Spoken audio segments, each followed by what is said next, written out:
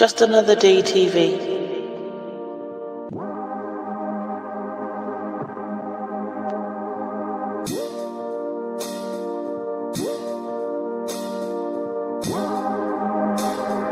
Narrator.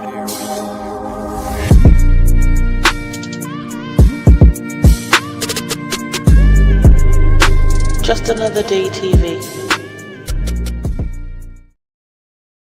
Chat, we here. We're here. We're about to start the rethink tank right now.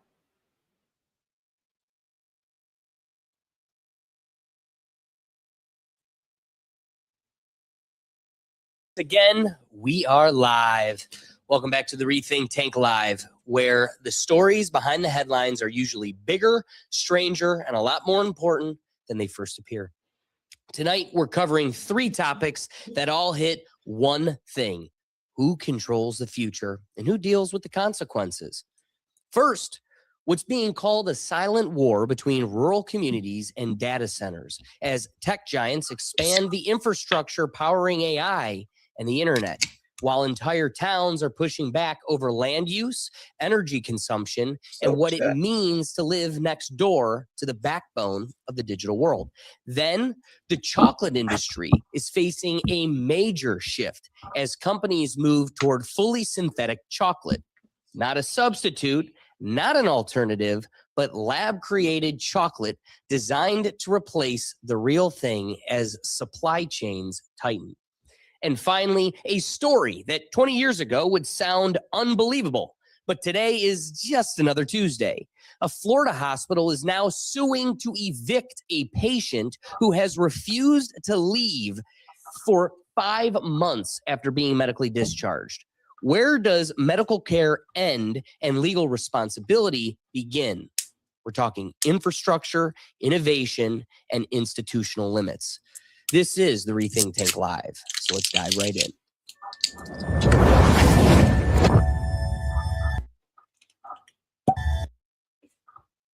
Now, for the folks that have watched the show before, you know, before we get into the main topics of the day, if we have the opportunity where there are updates, we like to give them. Last week was quite a big episode. We covered the full ins and outs of this hearing or lawsuit with Afro Man and the Adams County PD, who feel hurt. They're not literally, not in any way physically, just emotionally distressed from a rapper using video footage of his own living room, laughing at their expense. Don't forget, they wrote the jokes that we're all laughing at. Well, I have good news for you, because there is no greater American patriot in 2026 than Afro Man himself. This is the legend of America. Take a look at what a true patriot looks like. Somebody that will live and die for you, your rights, and an American community. He's fight. Exactly. Fight. And he came out ahead. So before we, we're going to unveil the results and the verdict of that case. But first, there is one last final highlight that we really didn't cover in the last episode. One last clip that I think highlights, one, the satirical nature of this whole hearing, but also the fun that it brought us. Here is Afro Man's defense attorney making, one of his final, what I would make or claim is a strong final point to the jury. Closing argument. Yeah, closing argument. I love picking on Joe. But it wasn't his closing argument. Look at that suit. Does this look like a man who thinks that everybody's going to assume that everything he's saying is fact? I mean, he's like a comedian.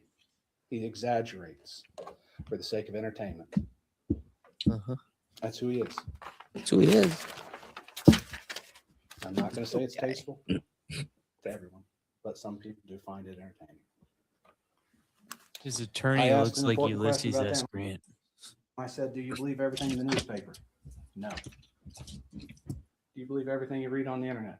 No. We all know that to be true. A reasonable person knows that. People can post opinions, social commentary, and hurtful things all over the internet. And it is just to be expected. That's why we are supposed to use our own filter, use our common sense.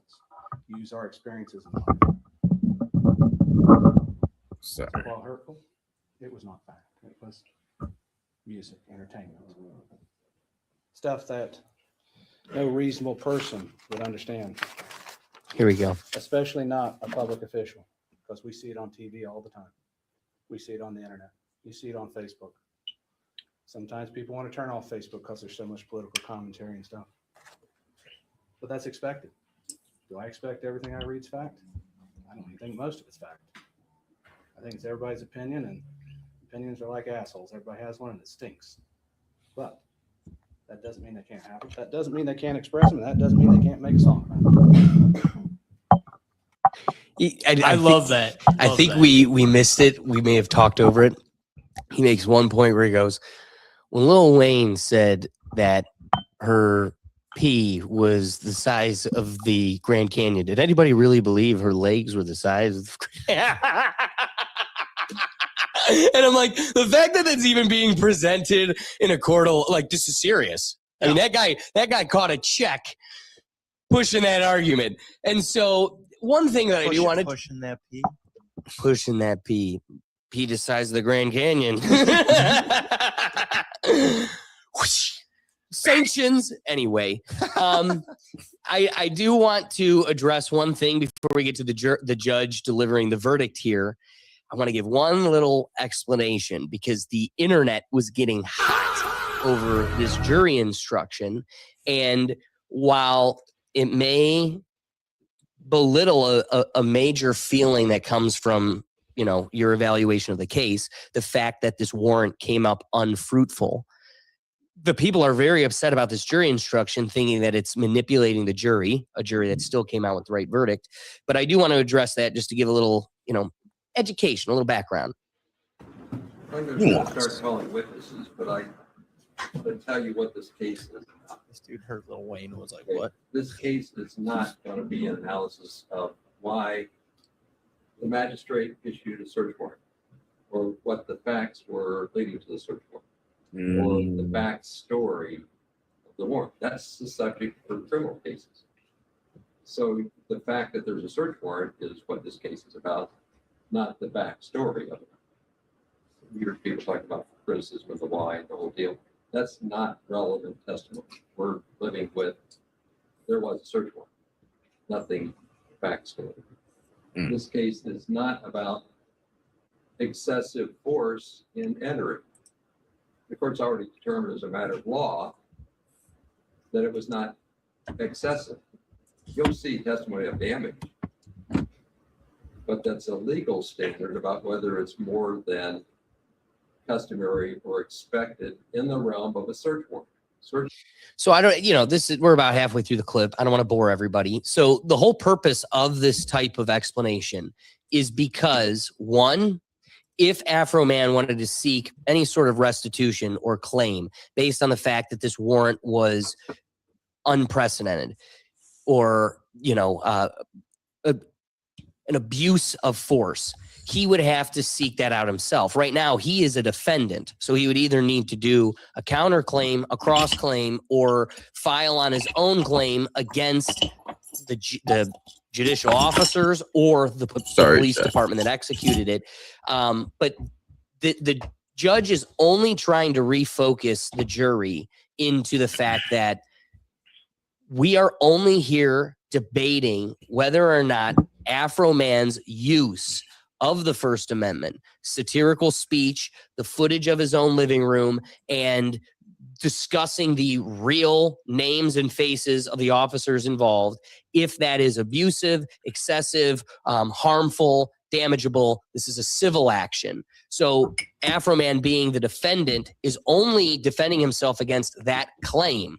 So we can't get lost in the weeds of whether or not that, you know, it's an emotional you get pulled into emotionally being compelled by the fact that there was a warrant that busted into this guy's house that found literally nothing.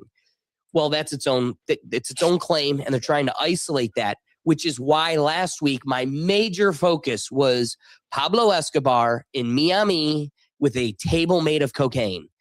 You're totally right. He is a convict. You busted in with a righteous warrant. You found the tape. You scratched it. You were like, oh my God, snow.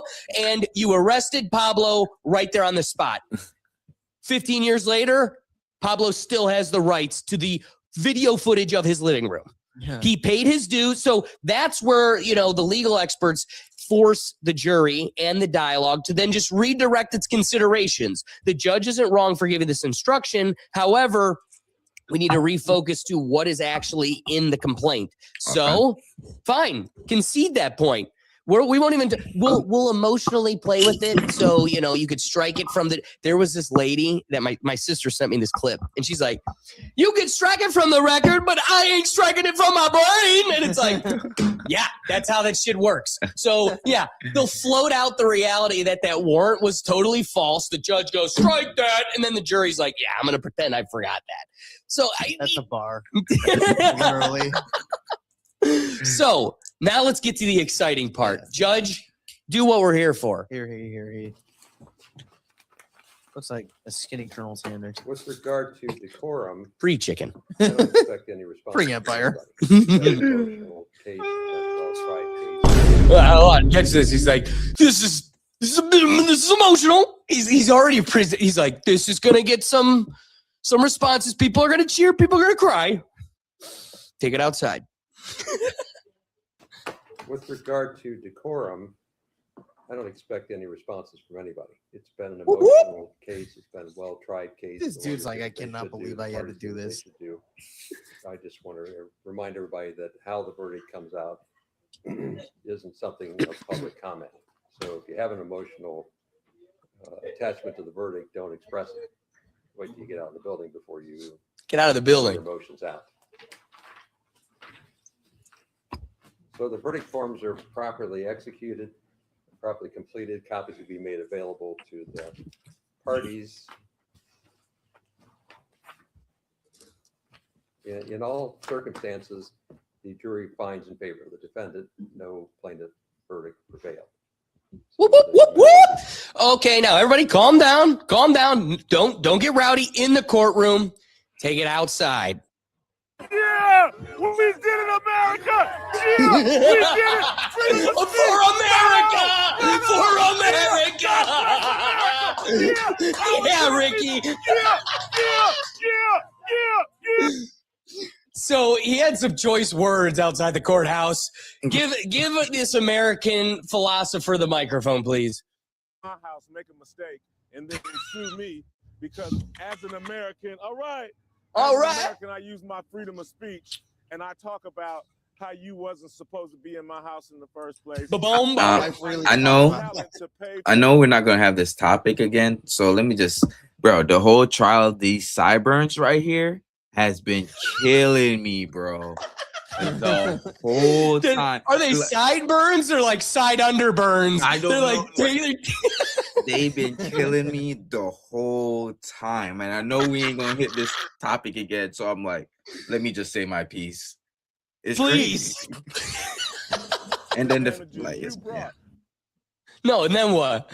I'm just saying how it's rolled under his neck with his double chin. You don't know if it connects under or it just stops right there. Like it's a certain point. I think it goes down and then to his chest. Yeah. Oh my! One big. There's a certain point nucleus.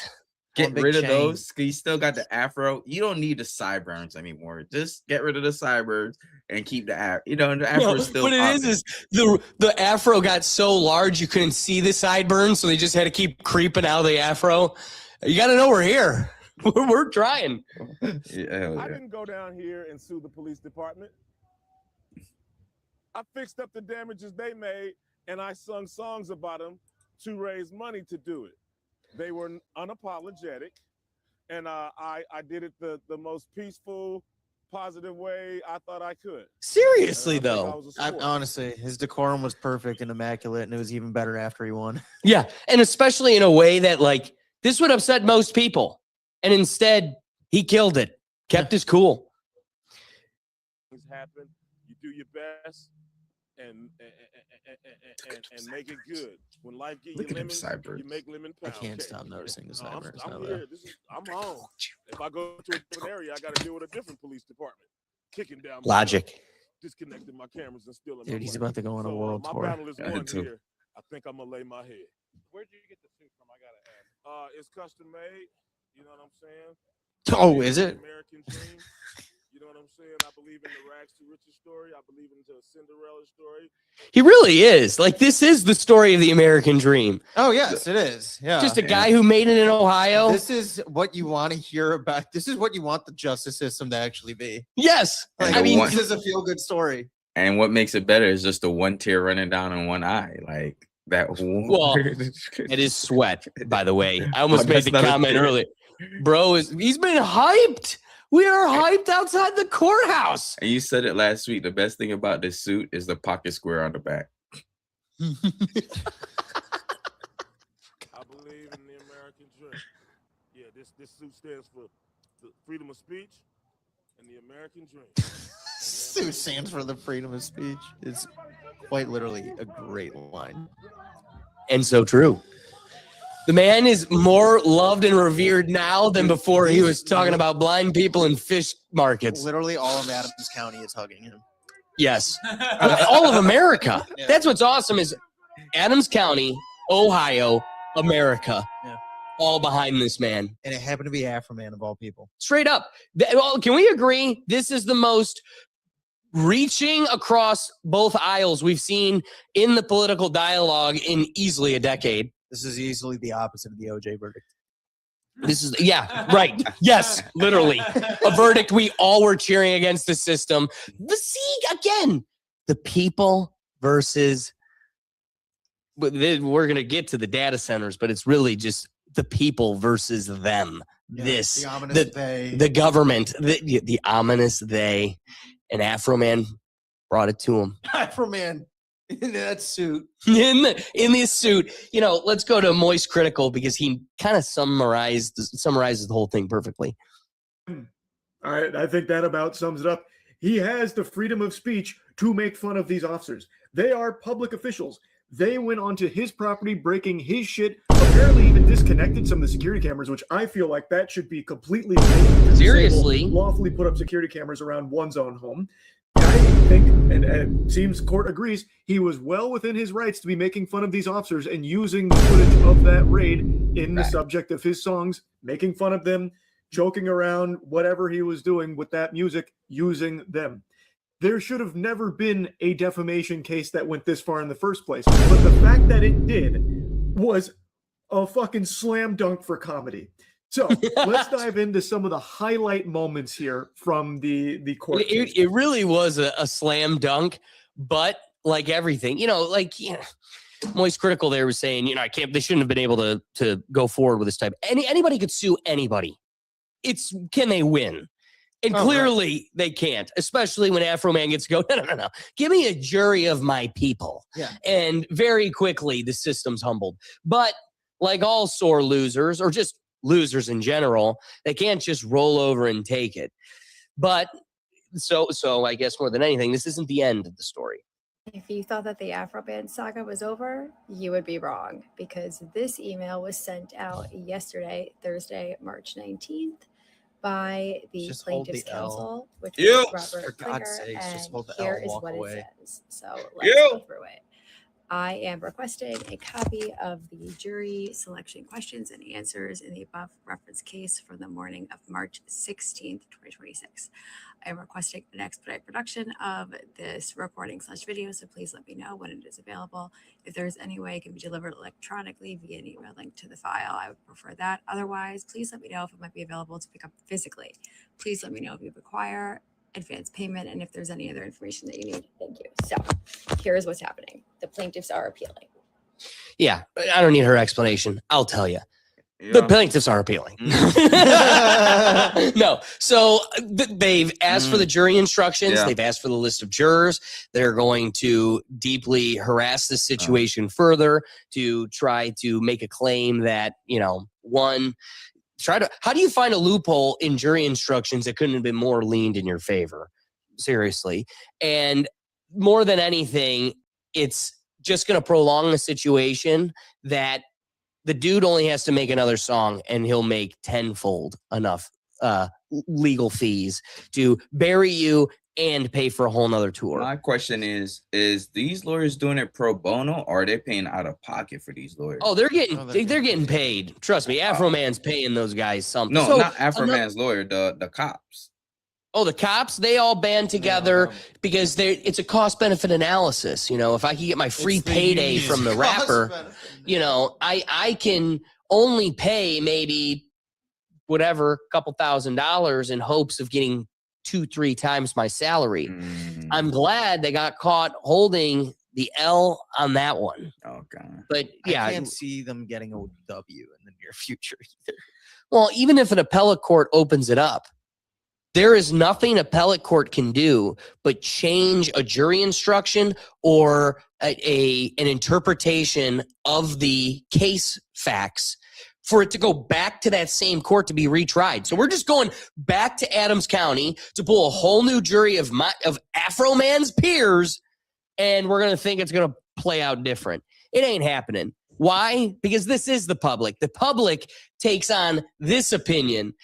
Everybody is buying their lemon pound cake. Who woke up Froggy Bear this early in the morning? Don't play with my emotions, Smokey. I got the munchies because I got hungry. What's going on? Mama's Cafe in Winchester. Oh my goodness. What does Froggy Bear smell? Oh my God, it's named after him. Bro, there's no way they could try him again. Don't give Officer Poundcake the address to Mama's Coffee in Winchester, Ohio. He will throw a raid. Yeah, Randy, everybody's coming. Randy ain't standing a chance. There's only one way to truly enjoy Mama's lemon pound cake. Will, did you want any lemon pound cake?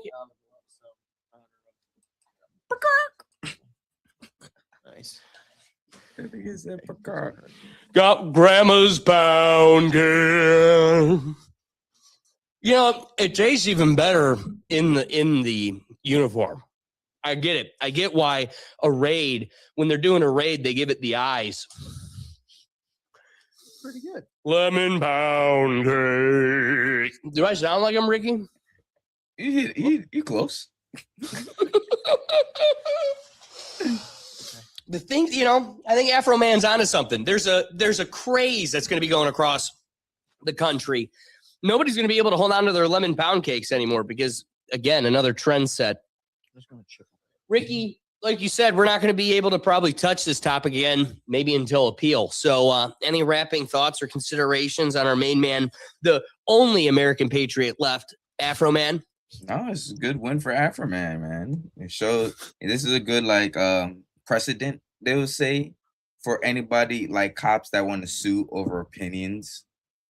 This is a great filming precedent. them doing their job inappropriately or appropriately. So this is good shit for all cops to see. Like, you chose this job, you're in this field, like you're public official, or not official, but public.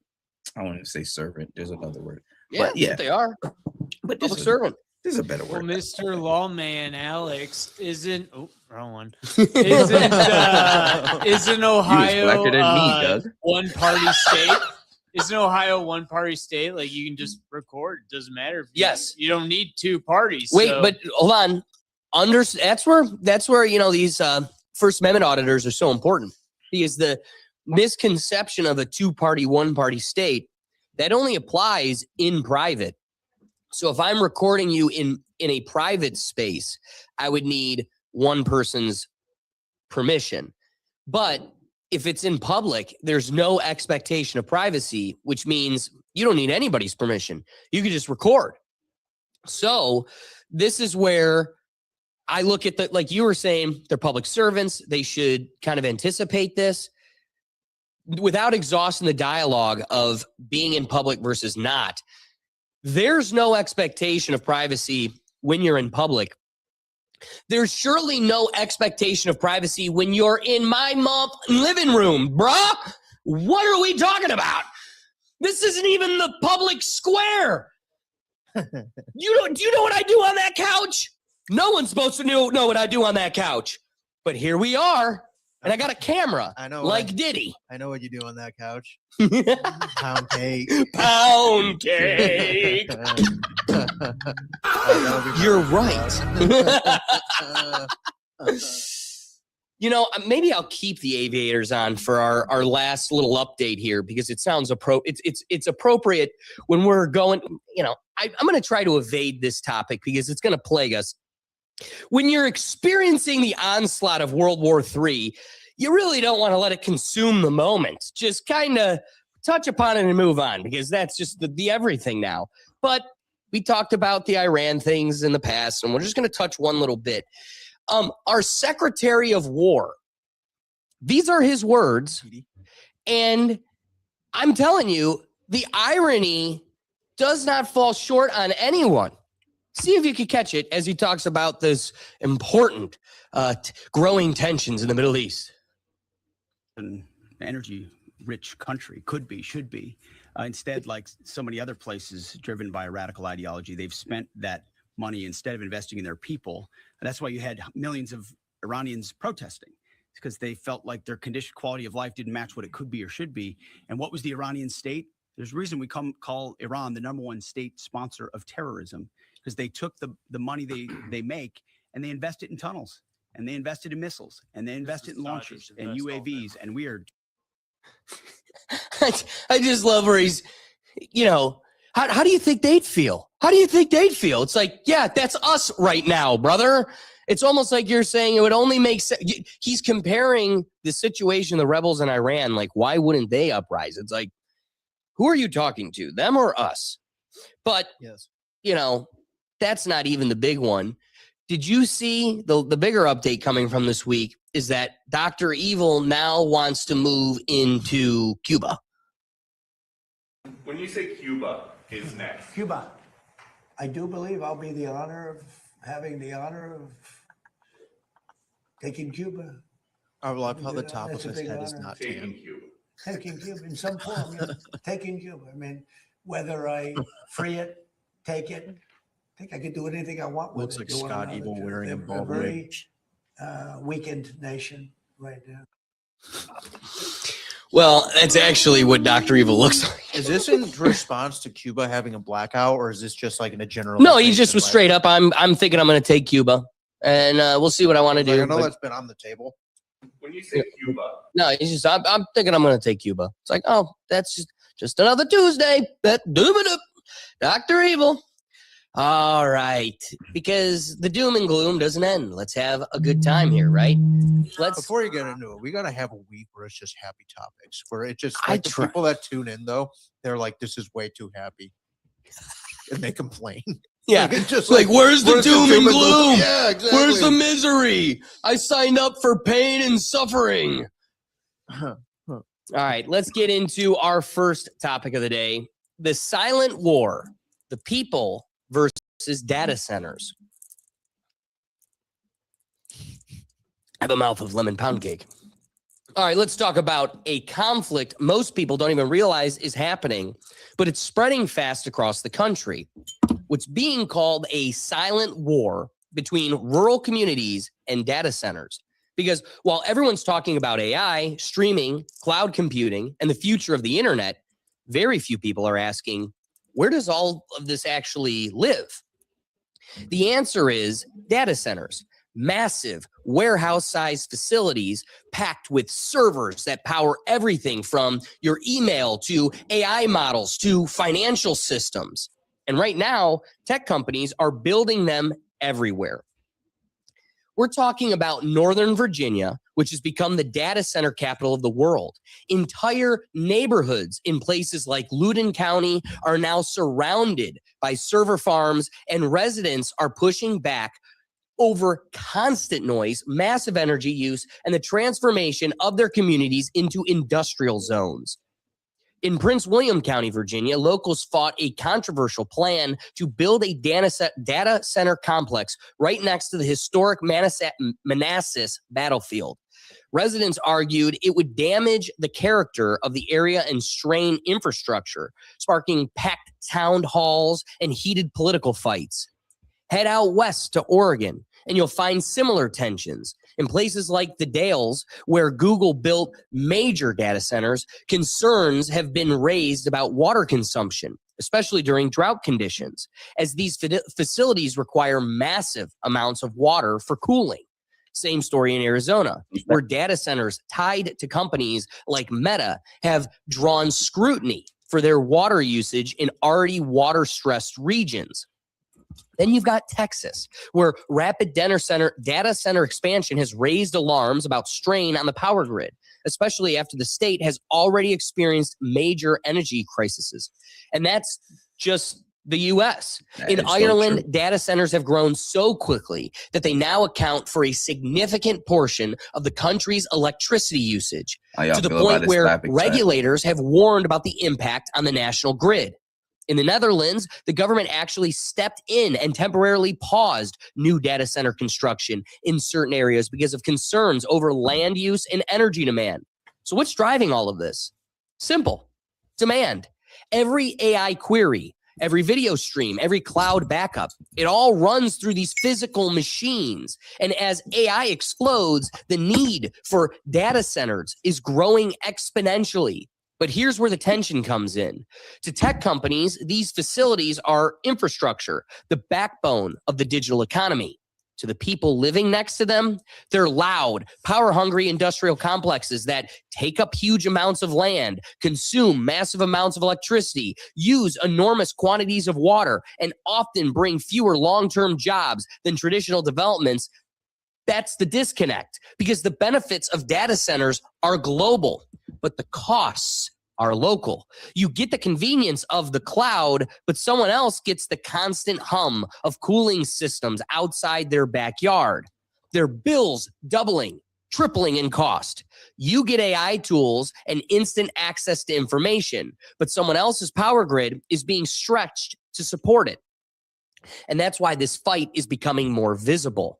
Communities are starting to show up at zoning meetings. Local governments are being forced to reconsider permits. In some cases, projects are being delayed, scaled back, or outright rejected. Not because people are against technology, but because they're asking a simple question. Who decides what gets built and who has to live with it? Because this isn't just about data centers. It's about the physical cost of a digital world and the reality that the internet isn't floating in the cloud. It's sitting on someone's land, drawing from someone's resources, and reshaping someone's community. And that's the silent war.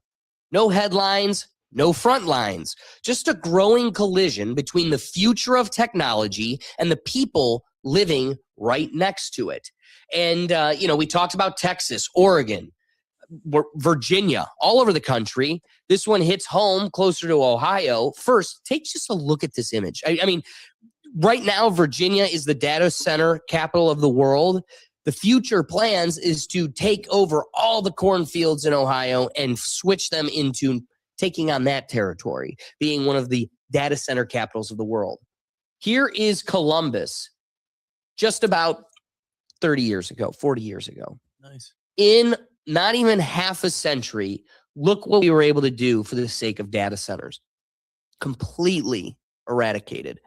And this is just the beginning, right? So where farmers are under attack, like Sean Ryan, I saw a podcast this week, he had a farmer on. And, we have American farmers that are stressing their system or straining their system because they have to use old equipment, or else to update and get the newest equipment, it has to be through oligarchs like Monsanto and huge farming equipment industry like controllers. So you can't just go to a mom and pop shop that makes the tractor that you need. You have to go through these avenues to get, FDA approved and all the other BS, the red tape creates monopolies with. Capitalism at its finest. Exactly. So now their farmers are straining themselves by trying to keep their farms alive with old, dilapidated equipment because they don't want to be forced into these oligarchs. On top of that, over 100,000 farms have closed just in the last year and a half. And that's, again, directly drawn to the restraints we're putting on the agricultural industry. You know, there was another story I saw that folks, like, they can't gauge how much they're selling their products for.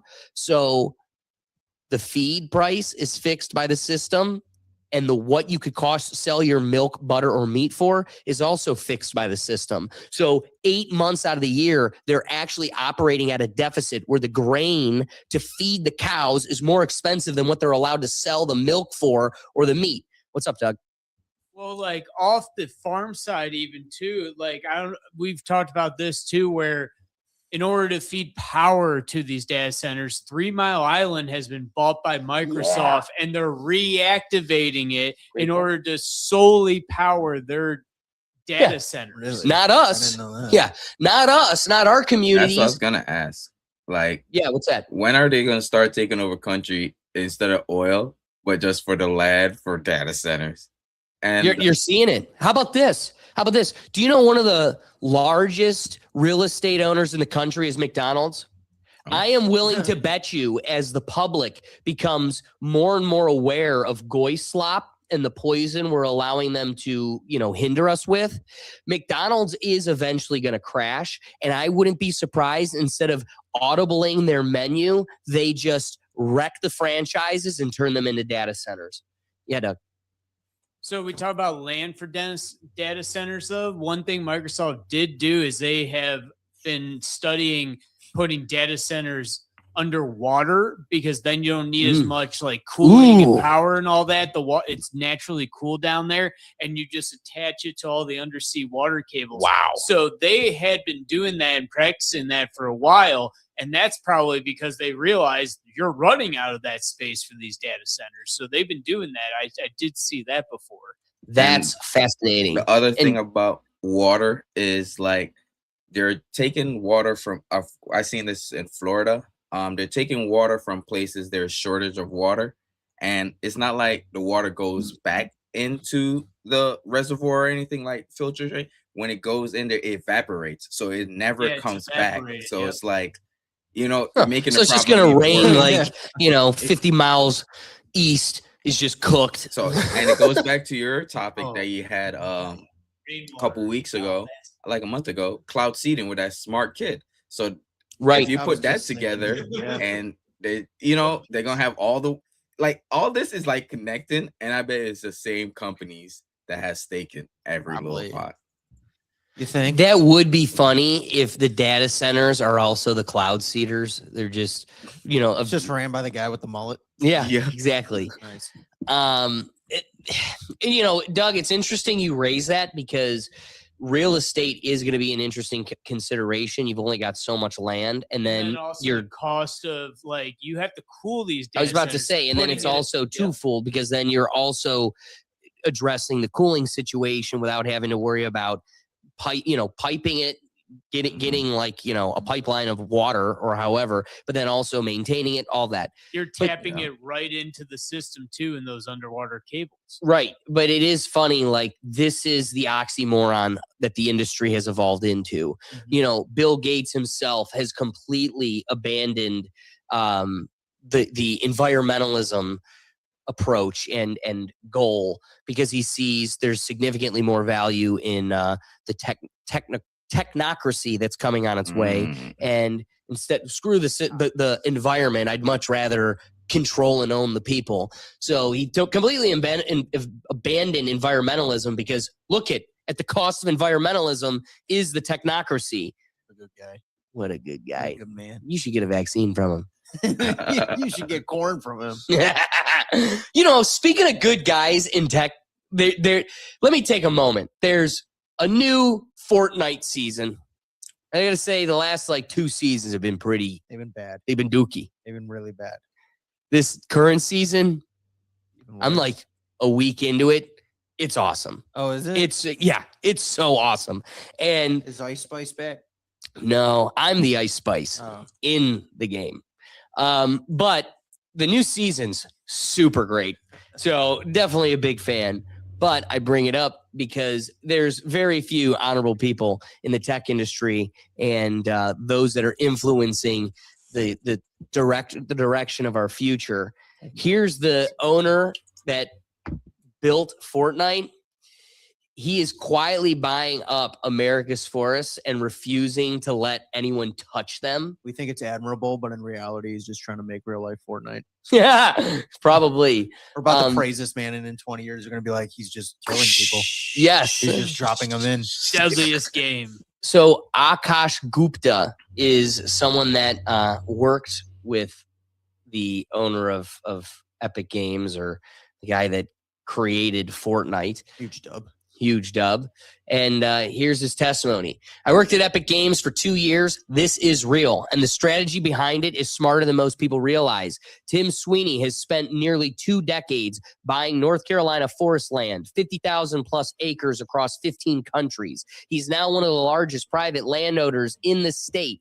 The purchases started in 2008, right after the real estate collapse wiped out developers who had been planning golf resorts and luxury communities on biodiverse wildernesses. Sweeney paid $15 million for Box Creek Wilderness, a 7,000-acre stretch in the Blue Ridge foothills containing 130 plus rare and threatened species.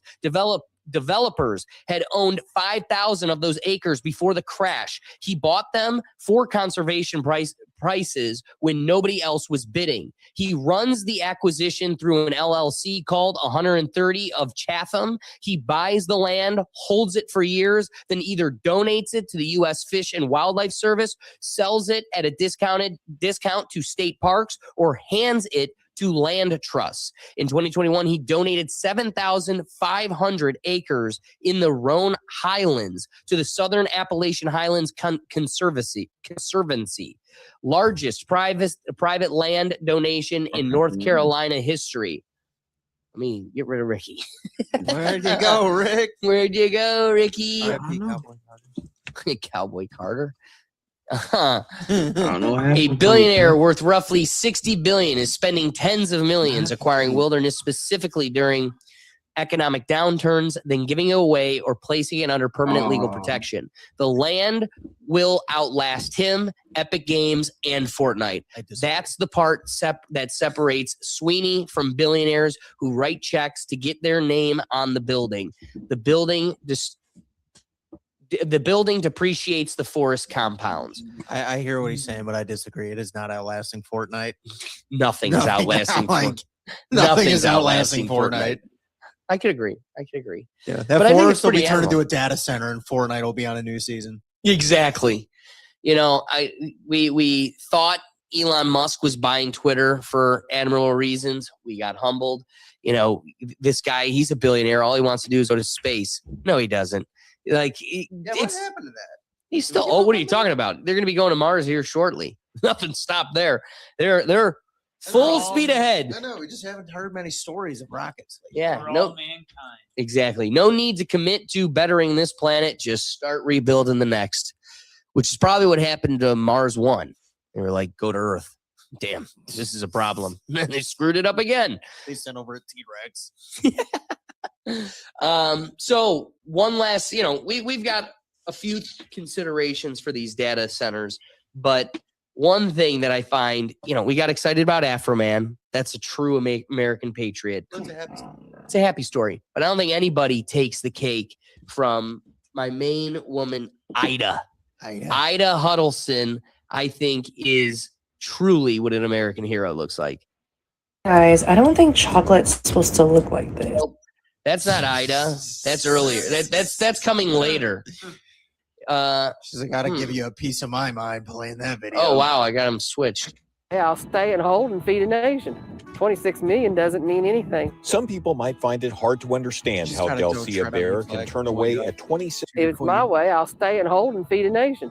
26 million doesn't mean anything. Some people might find it hard to understand how Delcia Bear can turn away a $26 million offer to buy some of her land until you spend a little time with her walking the dirt road she grew up on and in the house her daddy built. Paid taxes on it, fed a nation off of it, even raised wheat through the Depression and kept bread lines up in the United States of America. Delcia is one of dozens of landowners approached by an anonymous buyer, one of the major players in artificial intelligence, likely Google or Meta or Amazon, to purchase their land. They call us old stupid farmers, but we're not. You! We know whenever our food is disappearing, our lands are disappearing, and we don't have any water. Delcia's mom, Ida Hold on, chat. Huddleston, My is camera now went out. 82 years old, and My she fault. certainly does Ida! not trust the promises What's made up? by What's the up, AI Ortiz? companies. So, what do you say to the people who say, "Hey, this is going to bring economic prosperity"? I say they're a liar and the truth ain't in them. It's a scam. They're a liar. The truth ain't in them. I wish when she answered that question, she was like, "I'd give you a piece of my mind." I just love. All right, let's be real. Ida is going to win a word puzzle race, Sudoku race outside of her territory. However, I think it's awesome. When the reason this kind of strikes a chord with me, because even with this show, it's one of those I wouldn't want to sell out. I wouldn't want to have to become something I'm not for the sake of money. And my dad looks at me and he's like, "You'll take whatever money you This get shit frustrating, Ortiz, you're bro. getting How's no your day? money. How's So your why would weekend, you do something for free and then turn away the money?" Because integrity, preserving what it really is. And that's everybody's got a price tag. What is your price tag? The fact that Ida can sit there and someone can offer her $26 million to be another domino in the degradation of America and just the absolute consumption of the American people and their way. The fact that you will, it doesn't have a $26 million price tag, where most disgusting crooks with money would not bat an eye at taking that payday and further expanding their interests and further damning the people. So it's just interesting to consider, Ida's got a price tag. What would it be? At a certain point, though, it also feels like maybe there is no price tag, and that's someone that would die on the hill. Or she's someone waiting for them to say 35 million. That's what I mean. It's curious. Yeah. Makes you wonder, Well, is that it? She's super aware of how much her land's actually worth, and she's like, Nah, it's not worth that. No. 35 I'm we could 82. talk. What am I going to do with the money now?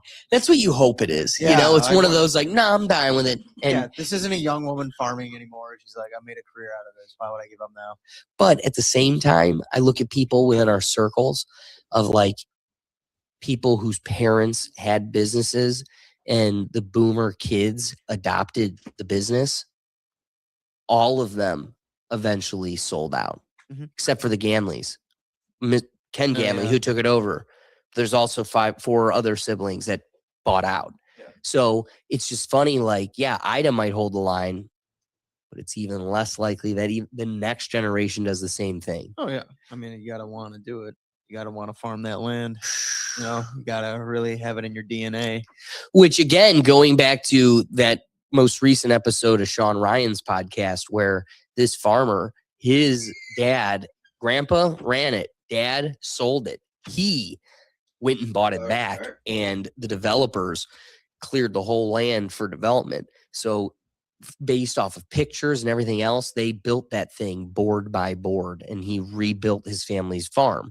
So again, like you said, you got to want it. And it's crazy. Your dad didn't. He took the payday, but you want to live that lifestyle. Your father That's rare. Your father took the payday so you could buy this later. Yeah, at higher cost. See, I don't think our buddy who has that family land, if it was up to him, I don't think he would sell it. But I would worry about his parents wanting to sell. Wait. The land is nothing. They're not cultivating on that. They are actually. I will say they do rent out miles. We're a lot more. They sold it right now than if they kept it. But Money I fraud. think our friend would keep it. I'd worry more about his parents. Yeah, exactly. Right. I also think he would when push came to shove after enough time. But definitely his parents, because they are the ones that they're selling the business. The land they will keep because they're living on it. But even then, that isn't a business. Hope you, if you got time to watch it, it's just an interesting concept that these are the front lines where we're experiencing that first collision between the future of the digital world that wants to consume our current present world. And who would have thought the front lines are salt of the earth Kentuckians like Ida sitting in her living room going, take it from me. I feel like that's always going to be how it's going to be, though. I hope so. Yeah. End up just being salt of the earth people.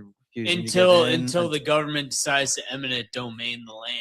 That's going to happen. It's either that or, like you said, the next generation just gives it up. Right. That's what it's going to be. Well, and that's the problem is there will be the Hey, if last I'm on of the camera, the Mohicans. I won't be responding to comments. Where it'll Last of just the Idas. the last of the Idas. If I'm off camera, where it just I'll respond. slowly a couple Idas I hold see that out. I was messing up then their show. even by just fewer talking and next of kin of not talking to Idas them. hold out, and then even fewer grand of Idas, Alright. grandkid of Idas hold out. Hey, and then could have just been this week, bro. Season until finale. there's We're ready, the dog. final Ida. You ready, dog? Grandchild of You ready, dog? And then We're Trump ready. I know on his I'm ready. 5th presidency You goes, in this bitch. "You're out, Ida," and kicks her. You're fired.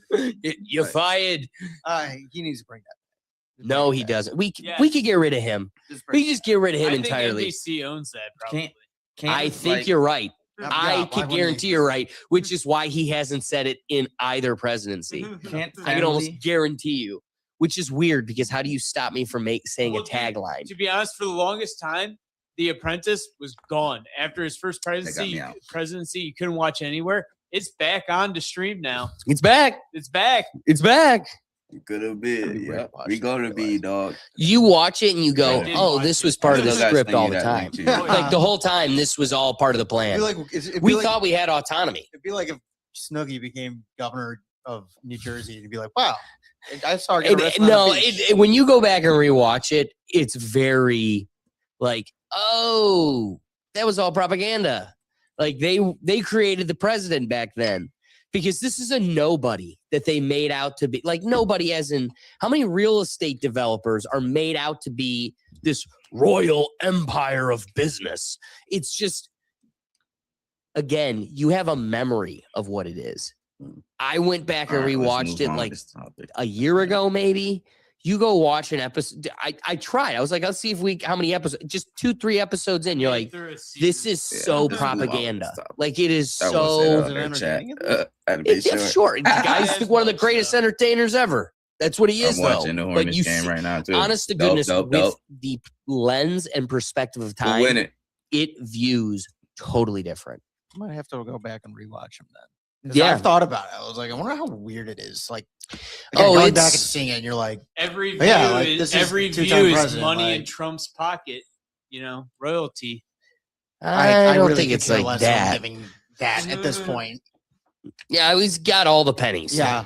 He literally took all the pennies. The penny doesn't exist anymore. royalty. I don't know who they're I'm playing. keeping him fed. Is Hornets your team? He's a hungry boy. Or you just fuck with LaMelo? If that's the case, I'll go back and rewatch Drake and Josh so we can stop singing in Mexico. Only president to donate his income, though. I'll be honest. Yeah, let's start clapping. Hey, I do like that. Sure. It's Good for you. Only one not I taking know. our money.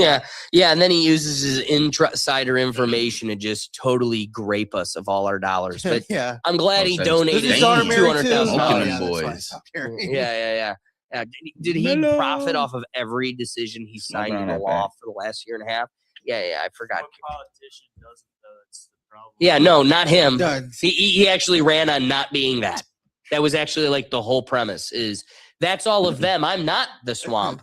Anyway, Don't get on that keeping us Philly back on pack. track.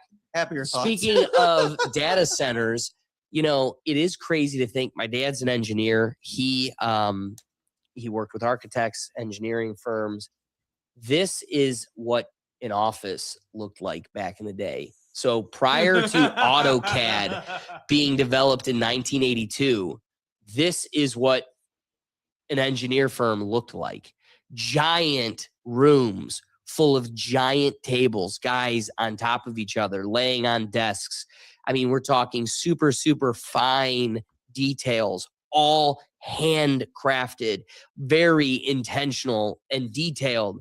Now, simple prompt into Grok makes what my dad and a fleet of a warehouse of humans did it'd take us 6 months to make the blueprints. Grok, nope, boom. What else you want? You want a swimming pool? I can put that in. You want your swimming pool in your Kraft mac and cheese factory? We could do that. What else do you want? A jacuzzi? A bowling alley? More cheese? The idea of a bowl and Kraft mac and cheese factory. Yeah. You're a genius. So last little bit that I did want to address. Get this. Do you understand what just happened? A guy in Florida asked ChatGPT to sell his house, not help him sell it, sell it.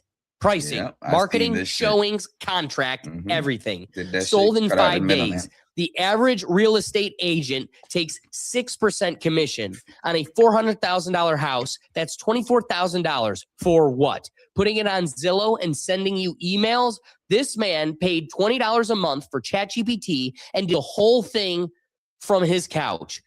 Real estate agents spent 20 years telling you the process is too complicated for normal people, that you need a professional, that the paperwork is too risky without them.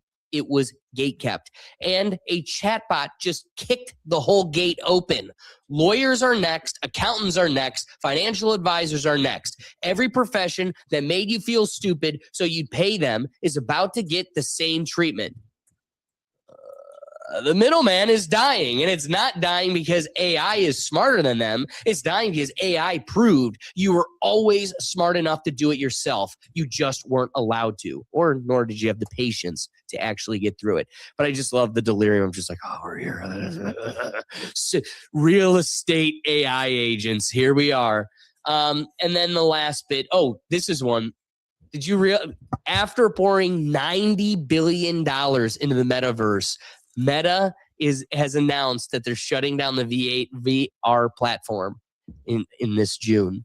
So it's crazy. That just never took flight. And really, it's because he's like, the headset thing, we never caught up to it. We're going to be plugging in behind your eyes before I could convince everybody to get a He headset. had something plugged into his eyes. He's like, I was wrong. No, Alex, the Futurama episode where the iPhone is literally put into your eye is about to come true. Yeah, that's what I mean. He saw it coming. He's like, I am not even going to try to convince you to wear a headset. I'm going to be plugging in behind your head. I'm not. All right. And the last part, because I want to bring it to Ohio. Rural Ohioans seek data center constitutional amendment. A group of rural Ohioans are pushing to block the construction of data centers larger than 25 megawatts across the state by changing Ohio's constitution. And truthfully, I can only hope that they succeed because you are about to see your energy bills skyrocket. Well, Alex, that would be put to vote here. If they want to do a constitutional amendment, that would be put into vote. So we'd be voting on that then here.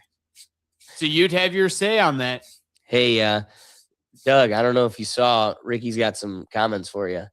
Doug, you should use ChatGPT to buy your house.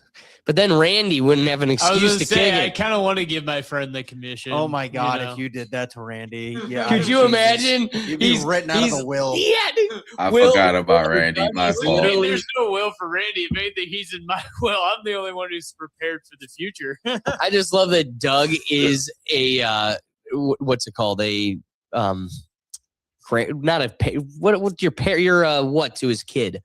No. Uncle? So no, you're not his uncle. You're not their uncle. I am their uncle. No, you're not. What are you? Godfather? Godfather. Thank you. Oh, yes. Sorry. My head's so far up my ass, it's back on my shoulders. So I am godfather to one of his children. But you're not their uncle. I am their uncle. You're an ass. Anyway, so he'll be the godfather of their kids, but I'm gonna write you the other way. I'm gonna give the commission to a chatbot. No, that's the beauty though, is that chat doesn't take commission. Exactly. You buy your house and just still, fork over that little change to your boy, but hey, here's a Christmas bonus on me. I know I didn't use you, but here's a little thing, you know what I mean? Little Christmas bonus on me. You're gonna save that money anyway, so why not just cut your boy off still? Get the So kids true. something nice. So true, bestie. And wait, I have a do you have question. any? Yeah, please. So I got written into stuff that to inherit that I'm not. It's in the will that I'm not allowed to sell. Is that like not a thing? No, it's a thing. So That runs with the land. Yeah, your will is your will, man. Well, not even the will, but any like surveillance or convenience, any of those types of like constraints follow with the land, and they can be applied by the landowner. So through transfer, they can give it on any condition, and those conditions will run with the land. So why can't parents? Well, you said just sell out. Okay, never mind. It's true. Yeah. Literally, maybe the grandparents are like, I already know you assholes are going to ruin this for me, so you can't do it, nor can your grandkids. But if you want But your you're gonna own kid it to and like inherit it. something, you have to raise them from young to like love it. You don't push it on them and things like that. But But again, get them involved. Like, Yeah. you know, Hey, David works his family farm. Our There you old go. David. Old David. What's the show? Severance? No, Yeah. not Severance. Succession. Succession. Yeah, prime example. Make them want it so bad that they'll rip their siblings' eyeballs out. God damn. Except the one wants to be president. Yeah, there you go. That's a real victory. All right, data centers are coming. The war is upon us, and it's the people versus the machine. Ricky, any rapping thoughts on the topic? AI is gonna hack these people's email, blackmail them, so they can pass these data centers, so they can take over, get a land, and create the Ultron. I'm telling you, Ultron. Literally, is the AI is gonna go. Is that kitty corn that is in your photo library? And you're like, no, it is now. All right, I'll not even kitty corn. They might just start like a profile of like a hot chick, texting them on the low, and be like, "I'm gonna show your wife this. You're gonna lose everything if I show your wife this." You know, like there's so many ways they can blackmail people without it being, you know, He's so right. that way. Like it's. Why don't we just give it to them now? See what they could do. Why make them take it? They're gonna get it anyway. Why don't we just give it? The machine. Why don't we give Starlink the Terminator just everything? Know what? Since Why do you're we have to make them mentioning take this, we need an update a great on film Parliament franchise. AI. We need an update on the Parliament AI over there in Europe. How's she doing? Yeah, I'd love to know. After she birthed all of her twins across the parliament, I would be curious to see. We have the first government run by AI. How's that going? They own all of Eurasia. Oh shit, we shouldn't have turned around. Yeah, it's gonna be crazy. Maybe I'll have to make that an update for next episode. We got to figure out what's going on with them. Yeah, we did. You know, as AI is taking over everything wasn't else. as fun as Afroman. That one was sad. And Afroman's totally organic. Yeah, that's a lemon bound game. Yeah. Do you have any rapping thoughts before we close Dude, it you out? want me to follow up kitty corn blackmail? No, I think you nailed it. Thanks for doubling down. Hey, Doug, any rapping thoughts? These niggas crazy. No, I think boy. you nailed it. I don't like Will. I can't top it. Ricky went for the fence on that one. I'm like, Hey, you knocked it out. So when you zoom out from all the individual fights, the town halls in Virginia, the water concerns in Arizona, the power strain in Texas, the national limits in Europe, a very clear pattern starts to emerge. This isn't just about data centers. It's about who absorbs the cost of progress, because the digital world has done a very good job of feeling weightless. Everything is instant. Everything is accessible. Everything feels like it lives in the cloud. But there is no cloud. There are buildings. There are power plants. There are water systems. There are communities. And the more advanced our technology becomes, especially with AI, the more physical infrastructure it requires to sustain it.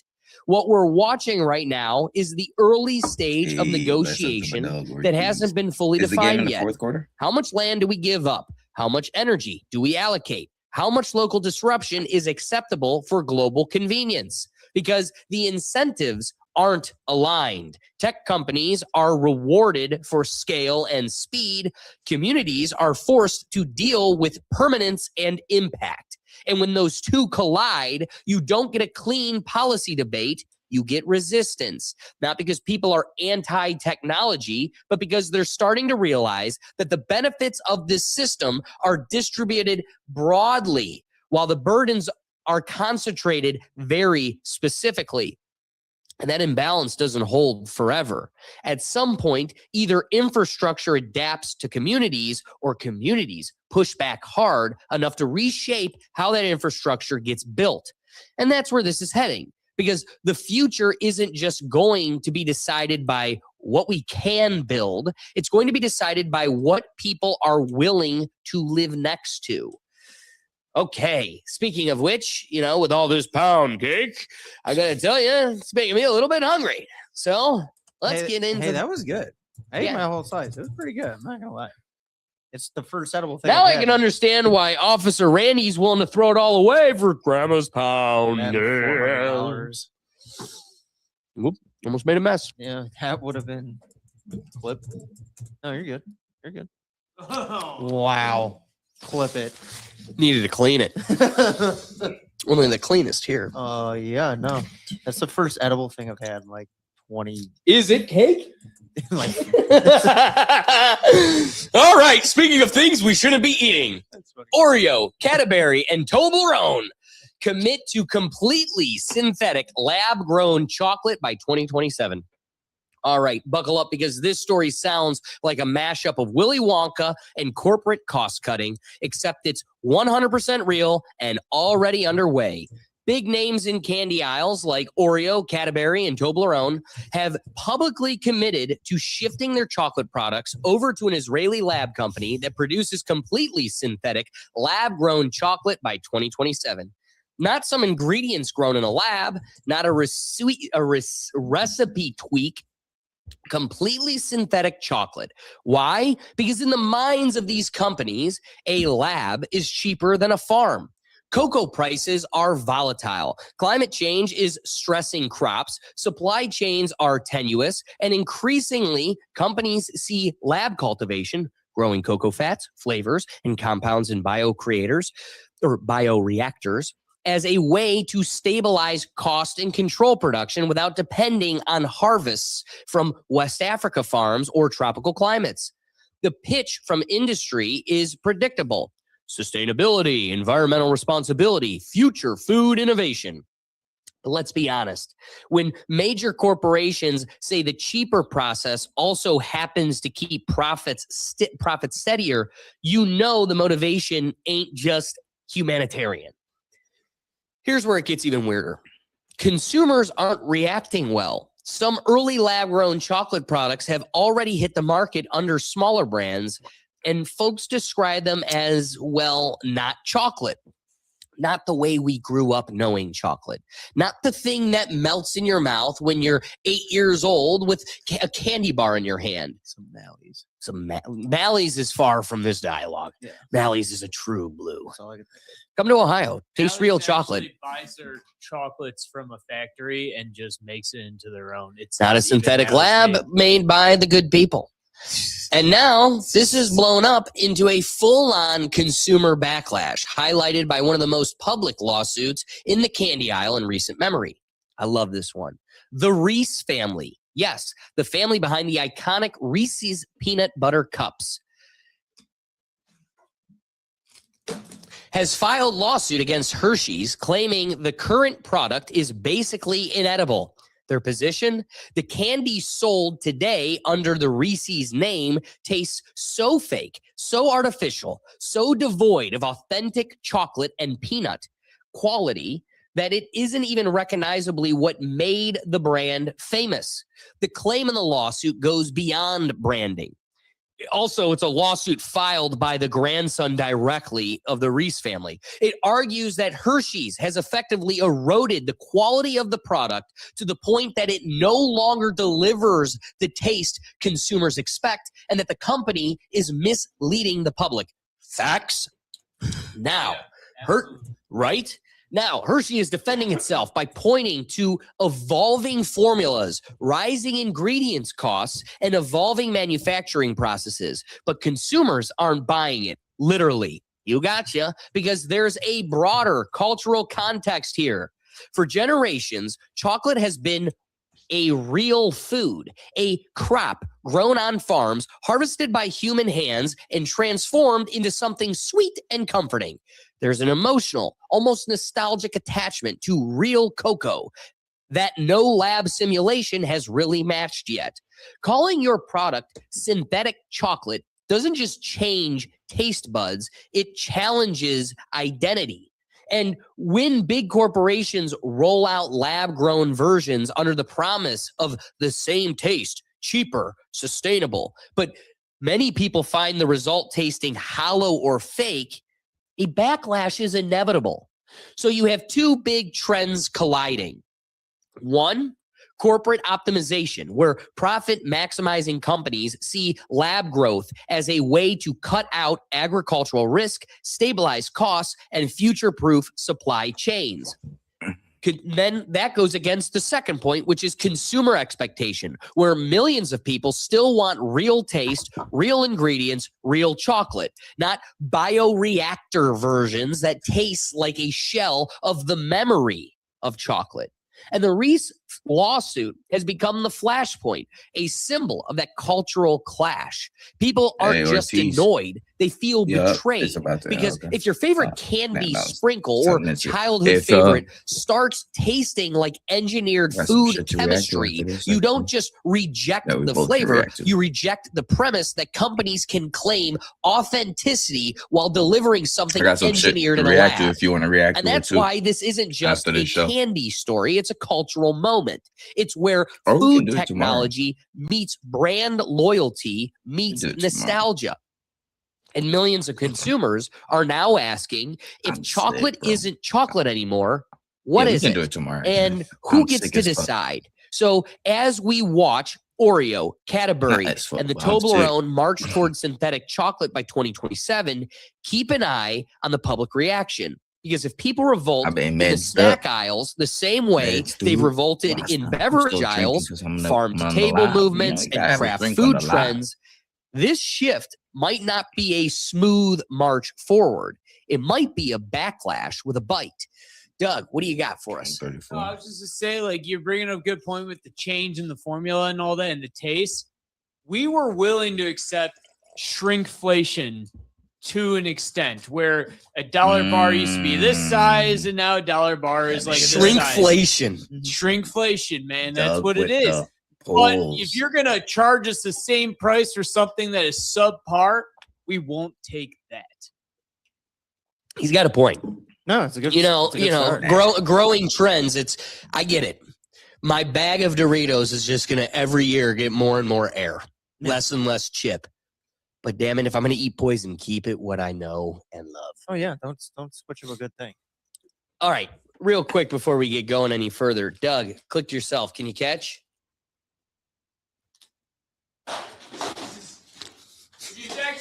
Alex, you know better than Alex. Come on, Alex. All right, click the wheel. The first one was awful. Yeah, it was bad. Click the wheel.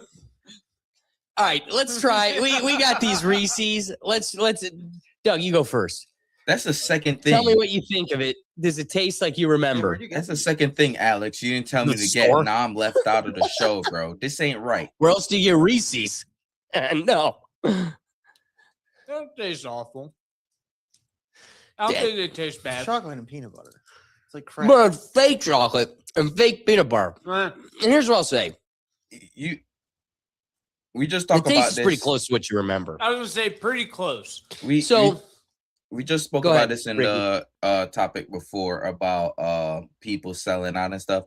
I'm happy the grandson is suing Hershey for the quality of the product. And I hope he wins so they can revert from doing this nonsense. You know, I still hope that Billy Malley's going to buy back his family's company. Hey, there's a dialogue. But Ricky, piggybacking off of what you were saying, there is a very interesting point you got there, which is I want the son to win, but I don't know how much I agree with the legal premise he's coming at it with. Simply because what we just ate, I really don't think is very far off from what we've always remembered a Hershey to be for the last like 5 to 10 years, right? Right. I'd say 15 years ago, the chocolate was more real. The peanut butter was more real. It probably did taste different. But this isn't so far away from that it shocks the consciousness of anybody trying it or reading it. Right. But what I will say, Ricky, is the ingredients. He should have taken a different angle, which is regardless of taste, the negative medical impact, like the biological impact it has on the consumer. That's the lie. It tastes the same, but you replaced it with a paint chip. Then that's a real problem. Yeah. So I wish the virtue of the argument was different, because with success, it would bring about a different change. Because again, when you look at a Hershey bar and this is what you get, Guys, I don't think chocolate's supposed to look like this. I think you're right, ma'am.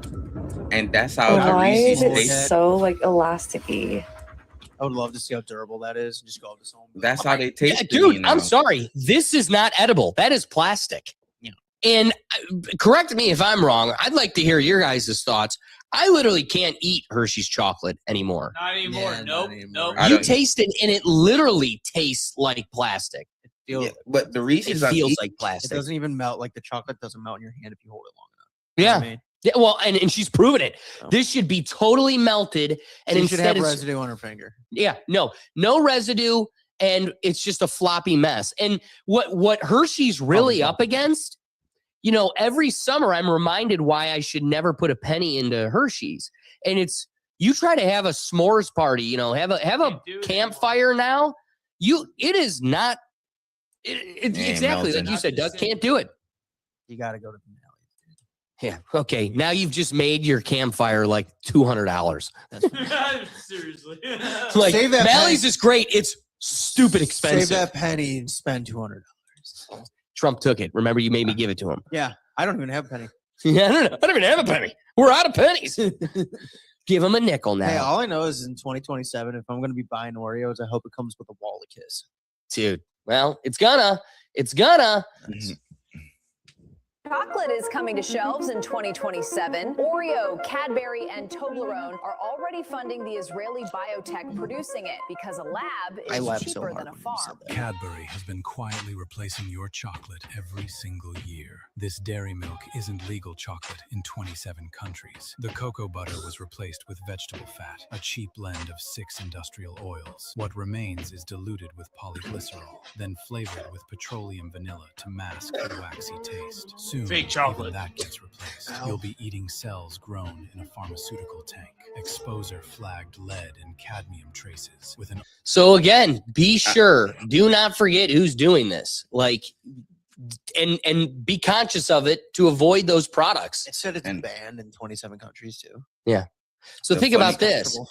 Like Oreo, that's another one where boy does the chemical compound they made in a lab does it just trigger the neurons in my brain. It hits. They don't taste bad, but how do you consciously go? Like we got pressured at work to buy Girl Scout cookies. I'm sitting there like, yeah, They have okay. a new Rocky Road flavor this year too, which was amazing. I'm sure it did. Of course, that's what I ordered, and I got something totally different. But I wasn't going to say nothing. I was just like, seriously? yeah, What did you whatever. get? What did you Yeah, get? that's what I ordered, and then I got the peanut butter. Oh, you missed out. Whatever. But again, and then I was the bad guy at work when I reminded everybody, go, yeah, but on the show, literally a year ago, we reported about how they're finding like mass traces of metals in these cookies, and it's just bad for you. And they're like, everybody's giggling, like, I got like $5. It's gonna be bad for me, but I love my cookies. And it's like, it's way worse than you think. It ain't just calories to your hips. Like it's affecting your liver. I love the notion of them all looking at you like, shut up, dork. Yeah, exactly. As they eat their Samoa, like, shut up, dork. Yeah, exactly. It's an interesting concept. I'm with you, Ricky. I hope they come out successful. What were you Funny saying? thing is, I had people come in last year from Europe and looked at the Toblerone and picked it up, just went straight to the ingredients and was like, oh, no, never mind. Yeah, because it's totally different where they Yeah. come from. Yep. Same candy bar, totally different recipe. You know what's interesting, Ricky? I was going to bring this up earlier when we were talking about Hershey's. Hershey's is quite literally inedible in Europe. They just can't eat it. They can't because the chocolate has a chemical in it that is in vomit. And so when a European that didn't grow up on the chocolate, because we're used to it, our brain's wired to taste past the taste of vomit and taste the chemical chocolate. They are like, this is puke. You guys eat puke for fun with marshmallows and crackers? This is what you do. And you're like, get this. We've built an amusement park and an entire city around this fake Fun chocolate. fact, man, Hershey was introduced to Europe by GIs during World War II, back when the chocolate was real chocolate. And then they took it away. They're like, Americans are doing American things again. So can I pose a scenario? So if I got on a plane and I went to Europe and I had Hershey's chocolate on me, but they put me on like a no-fly list or No, something? I mean, one, you'd have to declare it. They'll be like, are you bringing anything from out of the country? You'll be like, American chocolate. pure chocolate, and then they'll be like, Wait, you have to go ahead. declare that because I did not declare that when I went to Europe. You should. I would like you. Feel this is like a confessional, Doug. If there's anything else you'd like to confess to online, live, to be recorded forever, feel free. Anything else? I didn't have chocolate, but I didn't know you had to declare stuff that specific. Well, you know, TSA has entered the chat. What do you got to say, Doug? Where were you on the day of January 6th? Buying Here. chocolate. Oh my God. Ricky, coming to you. Any wrapping thoughts? You gonna be eating chocolate? No, thank God my uncle has a cocoa tree in his backyard, so he makes chocolate back home in Jamaica, so that's good. I don't even I'm like jealous of that. Hershey's. I like M&Ms, but yo, fuck, I'm trying to lay off the sugars anyway because I'm getting old and fuck the sugar. Has your uncle considered maybe taking up being a Rastafarian Willy Wonka? Nah, I mean, that's a whole brand angle no one's taken up yet. His label is he makes the best fried chicken in St. James and the best jerk chicken. MFC. What if he Lot covered it in fried chocolate? He only does chocolate literally for his. I mean, you guys remember Keenan from All That? Just his character, he's like covered in chocolate. But nah, they instead of chocolate, he does tea. So they sell tea and honey. I like that. Man knows what he's doing. All right, so I gotta buy time for Doug. Will, you got any wrapping thoughts? Make it fresh. I'm a consumer. I'm gonna still eat it. Oh I'm God, disgusting man. I will sugar, unashamedly man, be buying everything got sugar in Yeah, it. didn't we do a crazy, topic bro. about this? Give me the double stuff. Like I am no better. Crazy than as fuck, bro. You're an American consumer. Everything got sugar. Proud. That's right. Proud. That's right. Well, at 42. Proud. Proud. Doug, any thoughts? Any wrapping considerations? I mean, this is why I haven't bought Hershey's in the longest time. I mean, to be honest, I'd never buy Hershey's. I would buy anything else other than Hershey's at this point, is because their chocolate is not what it used to be. It doesn't need Oreos. He's right. Yeah, I'm with him. No, You know, Oreos I consider one thing, but I'm talking Oreos about I'll true, do.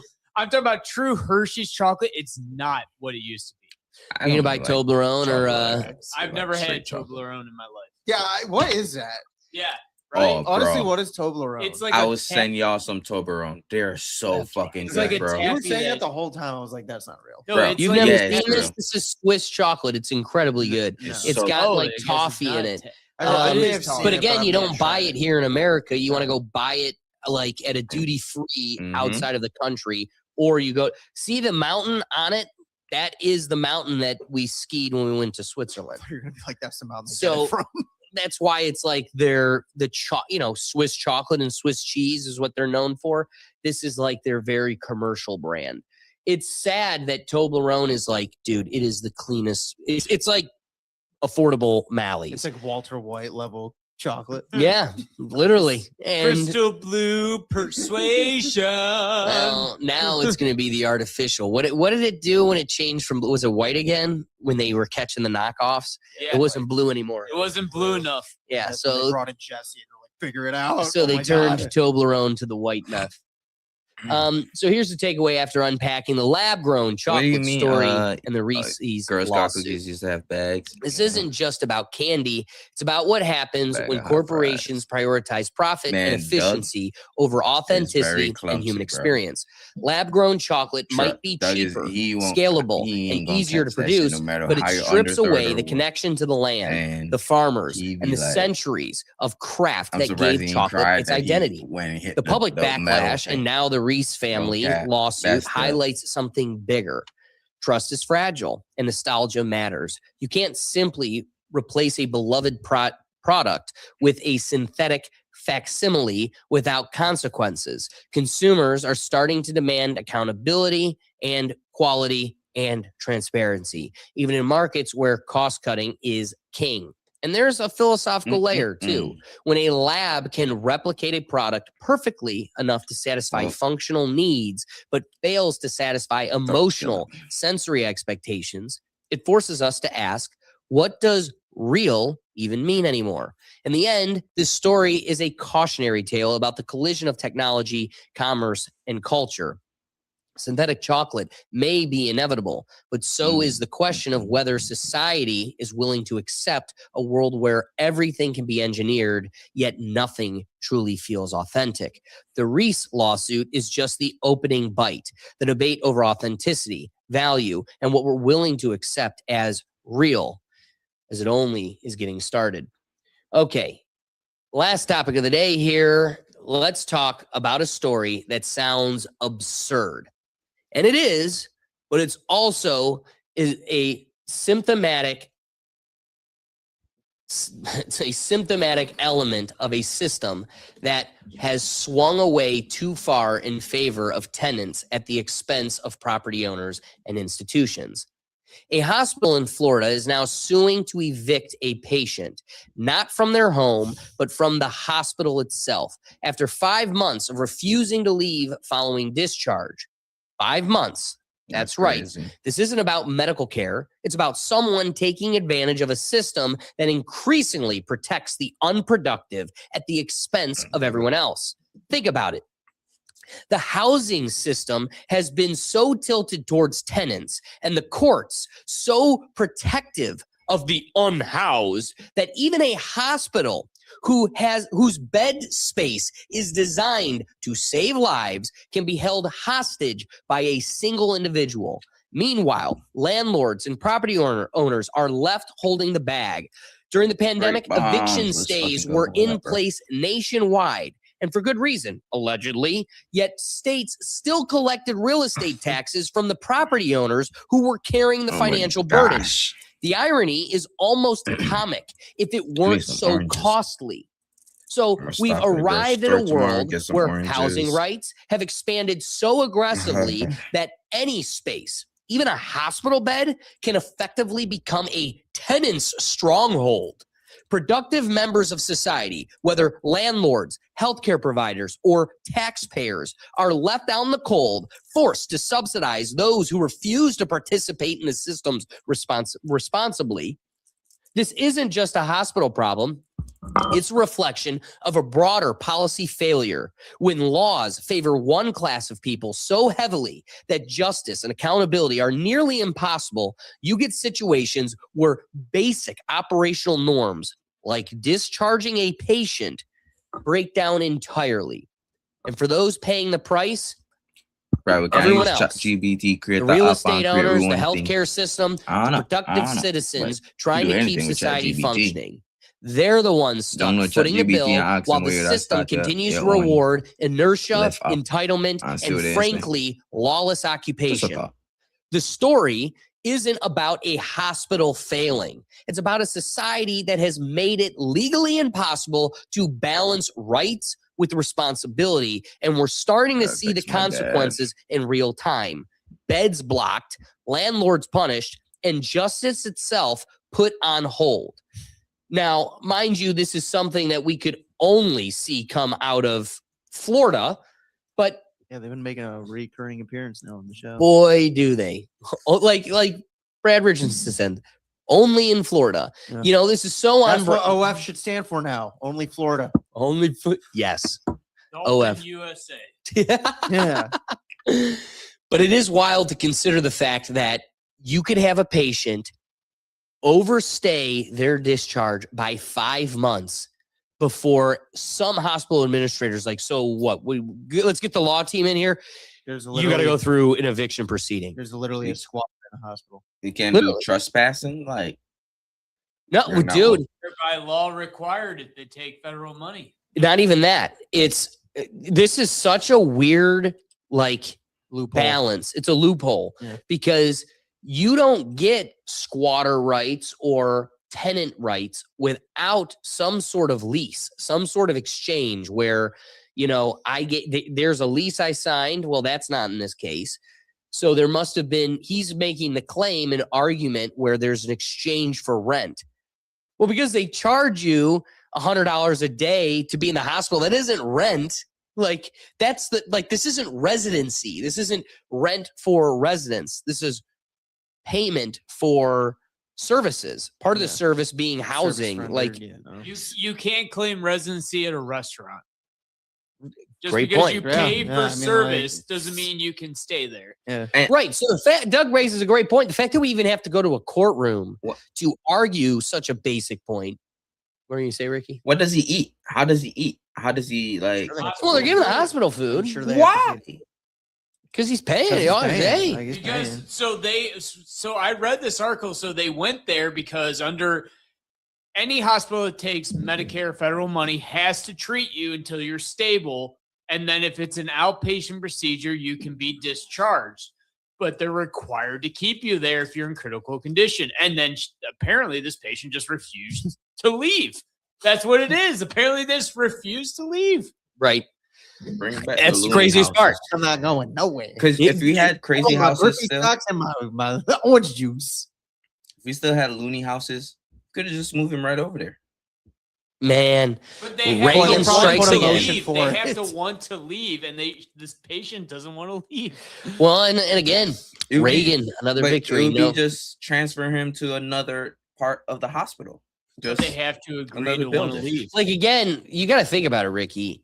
How do you get him in that transportation? Like, whether it's a ambulance, some sort of taxi, even a police, like they would have to straight up drag him out, cuff him, whatever. And now that he's making a claim that he has a right to be there, that you can't really use that excessive. Dude, again, everything you're putting your finger on is liberal red tape for the sake of protecting the lazy and unproductive. But what's funny is Florida is so for owners and landowners and businesses. Like they really are more than You're right. New York, for example. So the fact that this is happening there is kind of crazy. Well, it's the biggest loophole. You just happen to pick like Doug. You nailed it. If it was a restaurant, they would have got him out of there much quicker. Right. This being a hospital, I feel like it's the hardest loophole that. It's because the I'm sure hospital this person accepts lucked federal into it. money. He just happened to be in a hospital. And he wasn't claiming that, oh, I'm still ill. I don't feel good. Like he wasn't claiming nothing. He's just like, Just refused to leave. I'm gonna take the He's up bed. 2 months I away don't from care being who able to needs it. legally say it. It's He's his like, I house. don't care who needs it in this emergency. I'm just gonna keep this bed. Keep this room. Right. Well, and again, I'd be curious to see what brought him there. Doug, did you pick up on that from the article? Did it say? I just know that it mentioned that the person was brought in for critical care, and that now that they were stable, they tried to get them out, and they have just refused to leave. It was probably an overdose. What it was exactly, because I don't think they can. Right. No, you're right. Great point. HIPAA. But I'm sure it was an overdose. They pumped him full of Narcan, let him spend a night or two, and then he just never left because he's like, this is so much better than Under the Bridge. Force me to leave. Hey, at least he got sober. Dude, little did you know, he's just been like, well, he's just taking the advantage. morphine bags. He's taking advantage of the fact that any hospital that is not for profit or takes federal money at all, they have to stabilize you before getting rid. And this person just has refused to leave. They took advantage of the fact that they had to take this person in, regardless of them having insurance or not. And the only reason I think this hospital truly has a case to evict him is the fact that this person is taking up beds for critical people. Like this. Well, no, but you're missing one major link, which is he was discharged. So he is no longer in a critical condition. They no longer need to hold him. Up a bed, though, and that's what I where mean. think So the he's taking up hospital a has bed, chance. but they also they no longer have an obligation to hold him because he's stable and he's been discharged. But he's refusing to leave, as you've indicated, which means when he was first there, he had a right to be there. He's somehow twisting and convoluting tenants' If you've rights. ever been to the doctor or if you've ever had something, you can argue stuff to a medical extent. Like my insurance didn't want to cover a certain amount of PT. My PT and doctor agreed that should, and then insurance was forced to. Like there is that period where you can kind of maybe get more, and I think this dude has just tried to stretch that system to the extent. No, he won't leave. He's just like, all right, after the first month, 4 weeks, 8 weeks, 12 weeks, 3 months in, they're like, all right, he's wheeling. He's still here. He's wheeling himself on the wheelchair. Well, and he's walking through the halls. Hey, Susan, how's it going? And Susan's like, how the hell is this guy still And here? then he trips, and he's like, I can't go yet. And the nurses, the medical advisors are just like, Mr. Johnson, you're gonna have to leave. I ain't going nowhere. And yeah, I wonder how old this individual is. So now they're waiting for an eviction so they could have a physical bailiff removal. The sheriff remove them. Yep. Yeah. Nice. And Just he a been wearing wild the thing same that you would only clothes. see in Florida. You've been wearing the same clothes or just hospital garments this whole time. It's Hospital crazy. gown. So true. That's how I'd want to go out. Yeah, exactly. Anybody wrapping thoughts? I don't think this could happen anywhere else in the country. I really don't. Well, it's happening worse in New York and But California. I can see and it happening here in Cleveland. We have Metro Health. That is a fail-safe hospital. They have to accept anyone. I hear you, but it hasn't. Like, we haven't heard of it. Well, no. We're aware of. Wait. It's happening. It just hasn't gone to court. Exactly. It's the landlords are losing. They're losing in New No, I'm York. They're talking about losing. specific, like at a hospital. I'm talking specifically a hospital. I understand actual landlord-tenant situations. Yes, I know that's happening. I'm talking about. I would have thought I would have heard of this happening more at hospitals, and this is the first time I've heard of it specifically at a hospial. I Other agree. tenants, yeah, obviously. Well, I just mean like squatters. They're squatting everything. Anything that has a roof and a door to get in. I just thought I'd hear more so squatters at hospitals. It makes So more you want- sense. It's like, I can't believe this is the first time I'm hearing Yeah, it really does happening. feel that way. It's like squatters everywhere else. It's like, well, yeah, of course. It's Well, happening because everywhere. again, you would have imagined most hospitals just don't even question it because, These are like Doug was grown-ass indicating landlords. earlier, there's such a high demand on Right. hospital beds that it'd be like, well, there actually isn't a dialogue here. We're just going to throw you out on the street if you don't remove yourself. That's what I mean. So that I guess it just fully fleshed out when I first mentioned it. It's like, no, I just the fact that a hospital. This is the only time I've really heard of this at a hospital. I'm like, it's kind of crazy. The fact that it's Florida. Ricky, any thoughts here as we close it out? Hey, find a loophole. He jumped through it and he's sticking with it. Leaped through it. We You're right. We need Dr. Charles from Chicago Med to check this guy out. Facts. Doug, how about you? You found the article. Any wrapping thoughts No, on? just like people can argue to stay in the hospital and argue a need for a procedure. Homeless But to people argue do to the that all extent the that you're time. there for Oh, 5 shit. months. They do this shit in This is California? outside the norm. And like Will said, we haven't heard this because most people don't stay 5 months past I didn't know your that. outpatient time. You know Right. what I mean? Like So there true. are people who argue more time or more That's procedures, crazy. but this is to the extreme.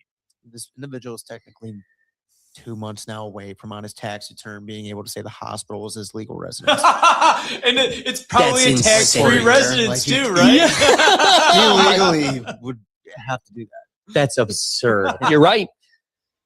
Yeah. And what are you in for? I overdosed back in I have November no 24. income. I have Yeah, no 24. income either. Yeah. Except the welfare. Yeah. Except the taxpayer. Yeah.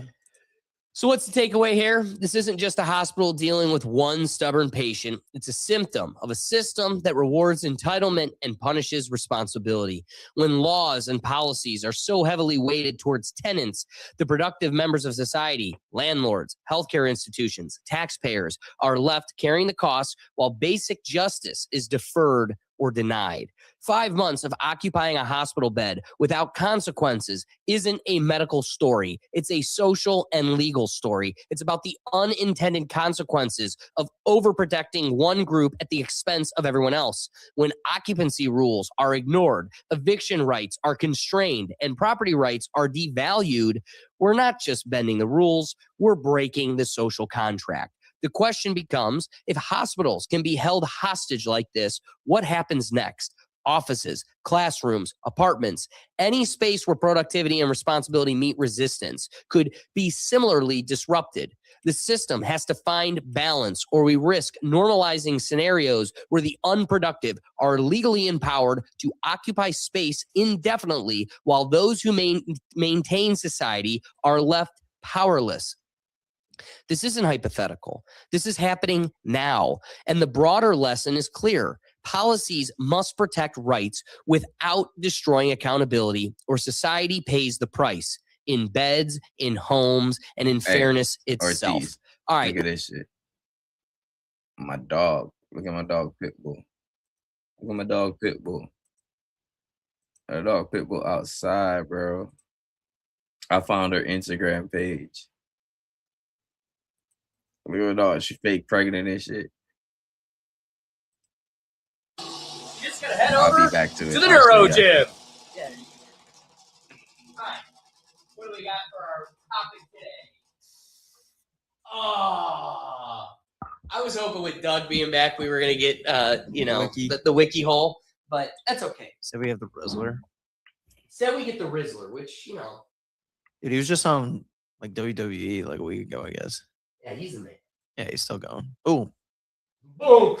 I feel bad for him that wherever he goes, people are like, "Hey, it's the Boom Kid," and he's like, "No, I'm the Rizzler." No, I think Big Justice is like, "Hey, you're the Rizzler." No, I'm the Boom Kid. What a family. What a life. Yeah. How dare I get that wrong? Yeah, you're right. All right, Wheel of Topics. Here's a topic that was brought to us by the Rizzler. I want to get your guys' thoughts on this. I thought we'd change it up. Most of the time we either have our games on the board or submissions by you all, but we put one on there that is just a philosophical conversation. I wanted to get the room's thoughts. All right, what are your guys' answers to the Rizzler's pontification? Breathe air and fish breathe water? Do you think that fish can see air? You know, because we don't breathe air, but we can see water. We breathe air so we can see water. They breathe water and they can't, so probably they can't see it. So you think they can see air? Hand me the Because bong. that's their air. And we said we weren't going to do that. Because that's We said we their were going to do air. that in the presence of the Rizzler. You know how we can Dude, see water? good respect. Yeah. I think the kid's onto something. He's onto something. I love it. I think he's onto something. He ain't eating the vitamin THC yet, but boy, you got a mind for it, boy. I think he's onto something. I 100% believe they're like, whatever that thing is up there, that seems tough to swim in. It's like, I know. I kind of see where he's coming at. I bet for them it's like the moon or like space where it's like a vacuum. well, I mean, he's so right. I mean, that's a kid that has literally spent the only eight summers of his existence, all 8 summers of his existence, under a pool looking up, going like, man, this is what a fish looks like. This is what he sees. That air is, I could see it. Oh wait, Marco. Sorry. Goes back under. Hey, you can do the cannonball the biggest. Rizzler, get in here, bro. No, seriously, it is funny if you think about it. If you go underwater, look up, that is exactly the impression they have. They jump like gravity's, the whole world's inverse to them. Yeah. Like gravity pulls them back into the water, right? Like if they were to jump in, it'd be like, and we're this big spinning ball with this. Like they got the same concept under there, taught in fish schools, literally a big full school of fish. That's what they're teaching them. Yeah, I saw that. It's a big ball, and gravity's pulling. Same thing. I'll answer the question. I don't think they can see the water. I think they got like something over their lens or their No, you're right. eyelids They to not cannot. see. Yeah, you know what I mean? Just I like don't, because to them it's like air. It's their environment. It's Yeah. their atmosphere. Yeah. They don't experience it. We experience it because we're not entrenched in it. And we got a I'm telling you, to them, consciousness. it's a vacuum of space, and that's just land. Yeah, 100%. Because a lot of fish are like 5 seconds memory, like a goldfish, bro. You go, woo, they come right back to you. You know what I mean? So it's like, come on. Bunch of woo-woos in the water. Yeah, you know what? I gotta say, I think the Rizzler's onto something. Yeah, but the kid's genius. I mean, he's a true Socrates of this generation. What do you think, Doug? I think the kid is interesting. I don't care for the high pitch noise, but maybe he's on his own. I don't know. Okay. You know, that's not how he sounds, right? Yeah, he was mad I don't care. All right, Ricky, do us a favor. Everybody, go join the Neuro Gym and add a topic to the Wheel of Topics so you can have yourself featured and your voice won't annoy Doug. You can keep us thinking and be a part of it. With that being said, Ricky, tell the folks where they can find you. Oh, Just Another Day TV. We're dropping a vlog tomorrow, man. 48 hours in New York. And Thursday, we'll be with Alex on The Stoner and the Scholar, where you get your high takes, legal facts, and real world dilemmas. Check us out, bro. Don't miss that banging show. We've been doing a great job. It's been a lot of fun, and we're catching some momentum. So be sure to join our fun Thursdays over at Just Another Day TV on Ricky's channel.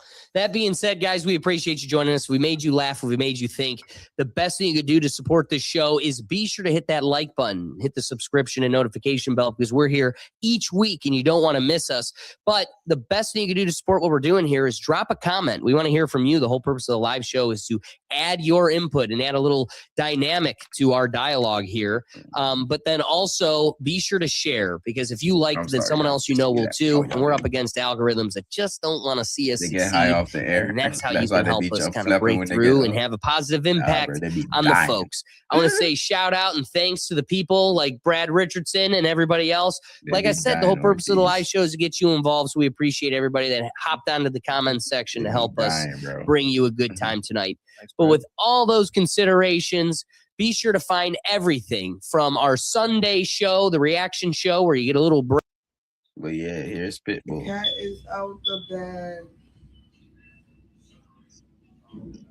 The cat is out the bag. It's fake because she posted there, and Come on. This is not good lighting. I don't like this. That's a little better right there.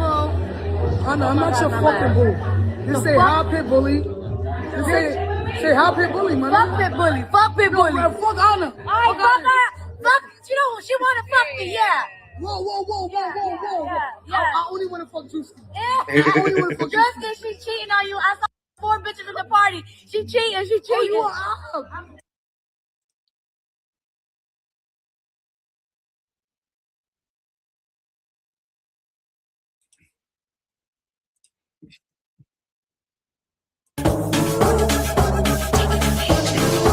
I think she won, bro. I think she won. Like, bro, you can't pick no better hero. Very good.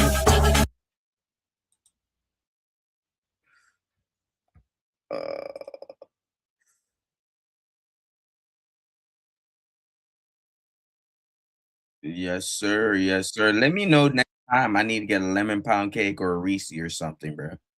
I wouldn't trust it, sir. Yeah, bro. You got me over here like keep the black guy in the corner. He ain't getting no fun today. Come on, bro. Hey, I'm inviting y'all to Nalette. I'm inviting y'all to uh I know I'm down for golfing. But we can golf the weekend of July 26th. We can golf that Saturday if y'all down. And I'm inviting to y'all Nalette family reunion. I'll be jerking some chicken there at the lake. So if y'all want to come by, have some jerk chicken, meet the fam, y'all most welcome to.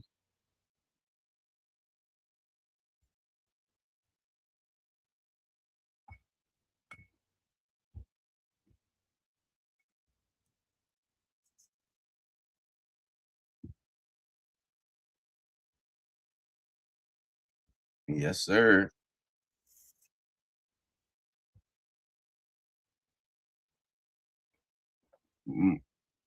I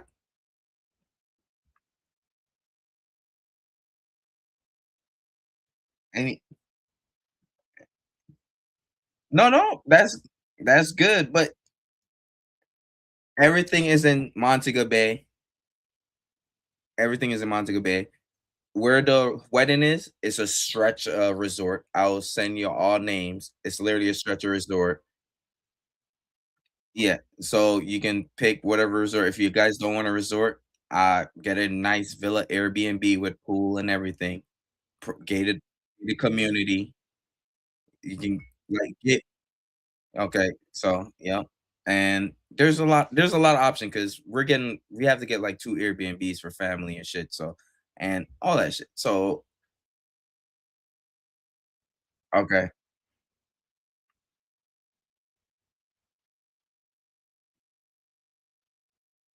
uh,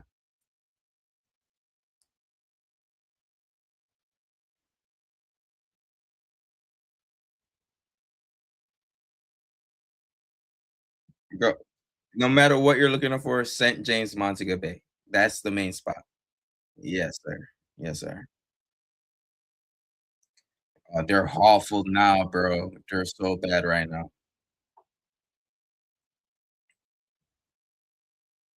Flights are horrible. Oh, what? Yeah.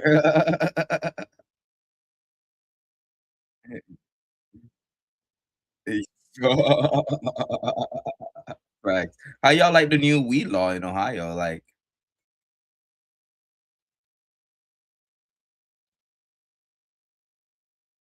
He's the one I visited when I went to see Thomas Massey. yeah. He's like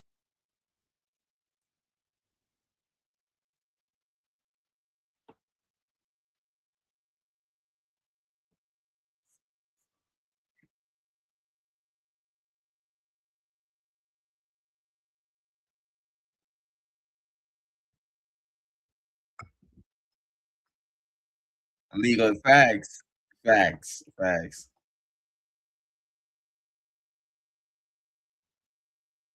Yeah. That's true. That's true.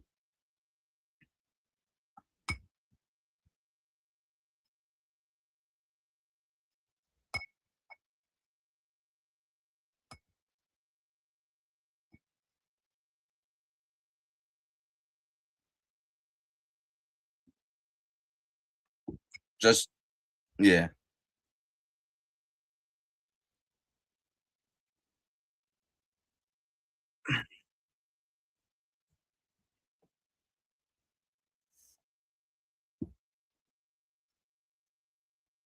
Facts. Mm. Mm.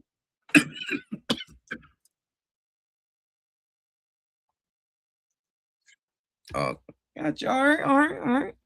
Checking the temp, checking the temp. As always.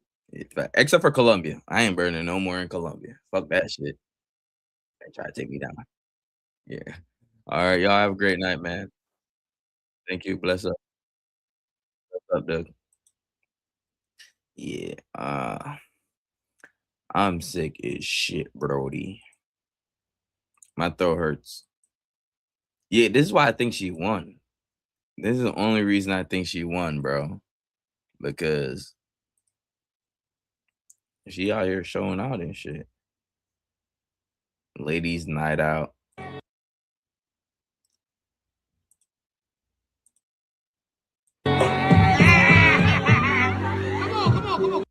You know what I mean? She out here spending Hey, she out here spending that 100K. She out here spending that 100K. Suavemente. Suavemente. Besame. Fuck would they give me one piece of chicken? I need two. I need two of these. Right? Come on. This is not good lighting. We ain't trying to get no copyright. We ain't trying to get no copyright. You know what I'm saying? This is why I think she won.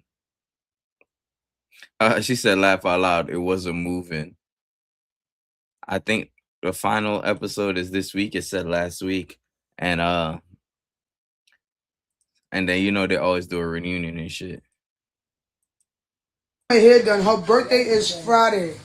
I need somebody to come do grandma hair today. Milkshake win. You think Milkshake won?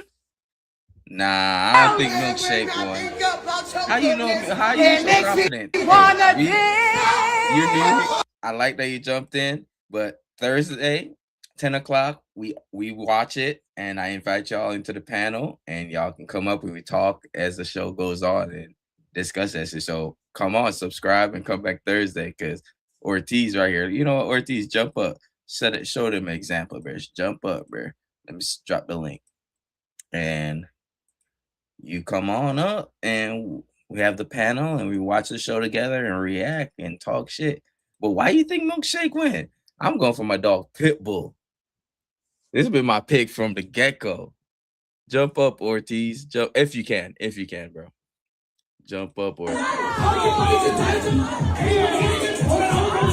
Why you think Milkshake? Milkshake was too like boring. I ain't gonna lie. You shut the fuck up. You shut the fuck up. No, you shut the fuck up. You shut the fuck up. You shut the fuck up. What the fuck, bro? Show them how we do, Ortiz. Come on. Welcome to the morning. This riot don't stop shit. We gonna eat, baby. Yeah, that's my dog, Pitbull right there. We gonna eat. Fuck that meat, Pitbull. We gonna eat. Yeah, got a little restock, couple reds. I switch, bitch. Yeah.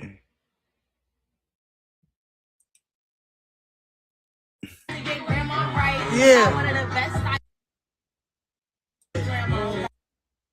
Hell yeah. Shout out to Pitbull. Shout out to my winner. My pick for winner. I gotta follow my dog, Pitbull. Make sure y'all come over here, follow the page at Just Another Day TV on Instagram too. You're go follow us on Just Another Day TV as well. I didn't add that to my story. That's crazy. Where are we at? Oh, I sent you the link. I dropped the link in the chat. You ain't pop up for you?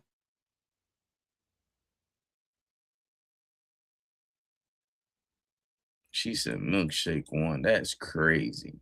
How? How will milkshake win?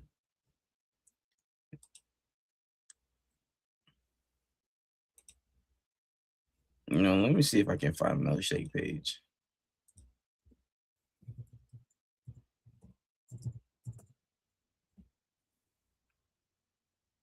Let me see. Let me see if it pop up. Oh, it didn't pop up on this. Yeah, it popped up, Ortiz. It's right above you. If you go to the I don't know why it's not.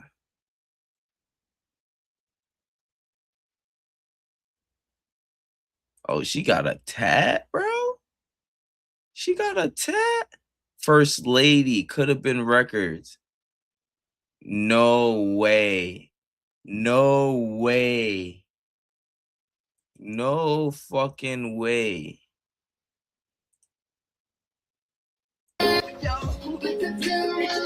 No way, bro. You see that shit, Ortiz?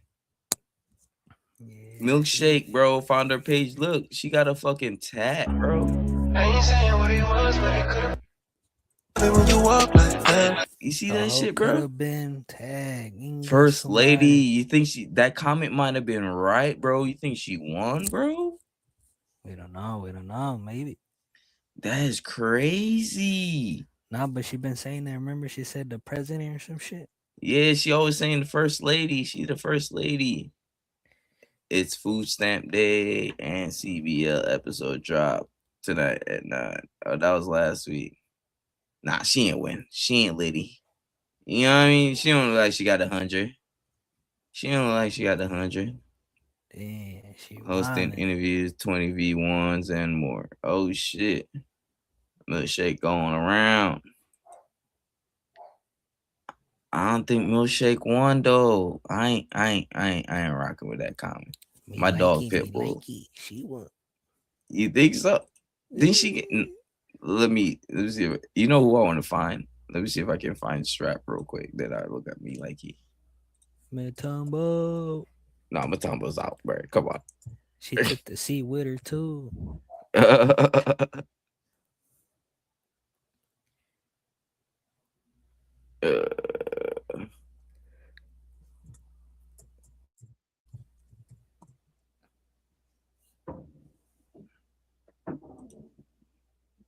Damn.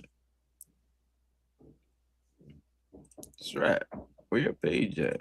Nah, that ain't your page, bro. That's her name, Queen Latifah. Nah, I can't find her.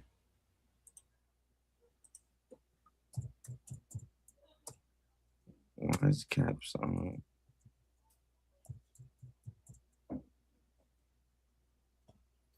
Come on, Strap. Where you at, girl?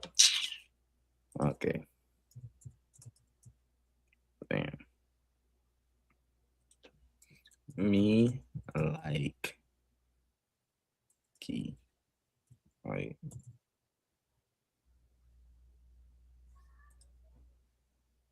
this ain't been likey.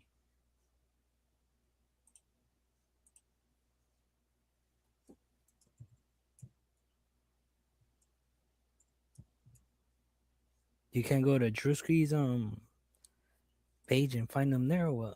Oh, you know what? You be clutch, bro. You be clutch. You be so clutch. They should call you LeBron James. Damn.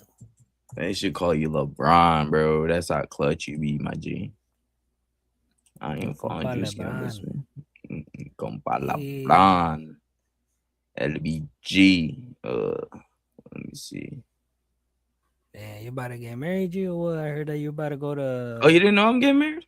Nah, I thought you were already married, homie. No, man. I'm getting married in December. Sheesh. Yeah, bro. Big Getting Christmas, married. huh? Yeah, December 12th. It was supposed to be May 2nd, but the fucking The venue was packed or what? no, the storm last year that hit Jamaica. Yeah. A storm hit This- Hawaii too, no? I just seen it on recently, something like that. A They got flood. flooded. Yeah. Man, Drewski. This is That's Matumbo. Matumbo right there. Like, hey, my baby girl with the seat That's your broken. girl, Matumbo. Where do you... I got milk tank. Milk tank. Oh, Milk that's a tank. good one. That's a good one. That's good. What's this Drewski job? Cornelius, and welcome to the Soul Train.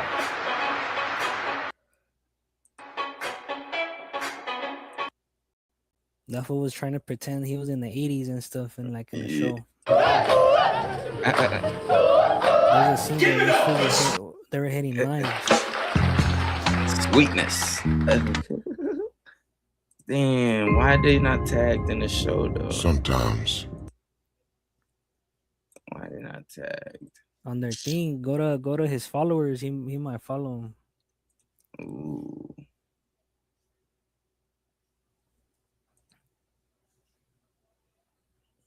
How do I do that? You see, I don't know how to do that shit, dog. Where it says 1 point something million right there, pop up. Oh, okay.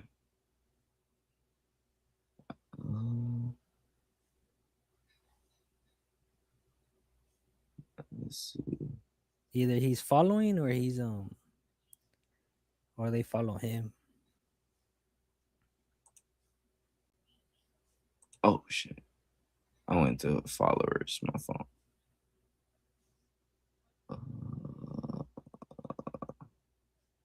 Real Sky Bree. Yeah, fuck you, Sky.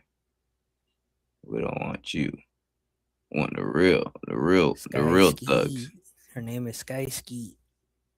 Cause she got ski on.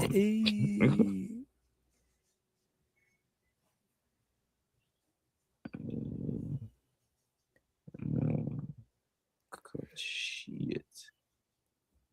I wish I was better at finding people. You know what? I should Google this, right? Mm-hmm. Let me see.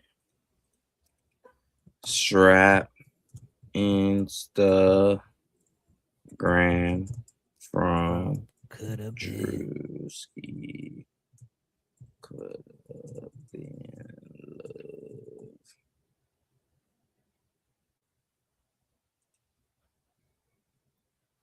You still gonna stay alive or are you gonna end it? I'm gonna. My throat killing me. I got this. I don't know where I got this cold from. Oh, here she is. I'm the same right now too. I'd be like tripping right now. Here she is. Yeah, there she goes. Yeah. The strapster. The strappy on.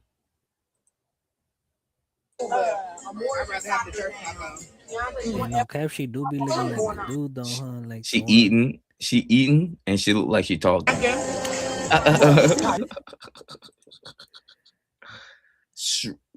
Get that off the she screen. butt naked Strap. right there. Come What the on, hell? Strap. We don't need to see that, Strap. Come on, dude. She was over here showing cheeks on the ground. Come on, Strat. You two don't like that shit. All right. Let me see. Let me see who else I can find. Let's see. Jumbotron. Like. Oh yeah, me likey. Let's see me like. Oh no, Perks. You haven't seen Perks? Hey, Perks be looking. Should be scary, huh? Oh yeah, Perks definitely scary.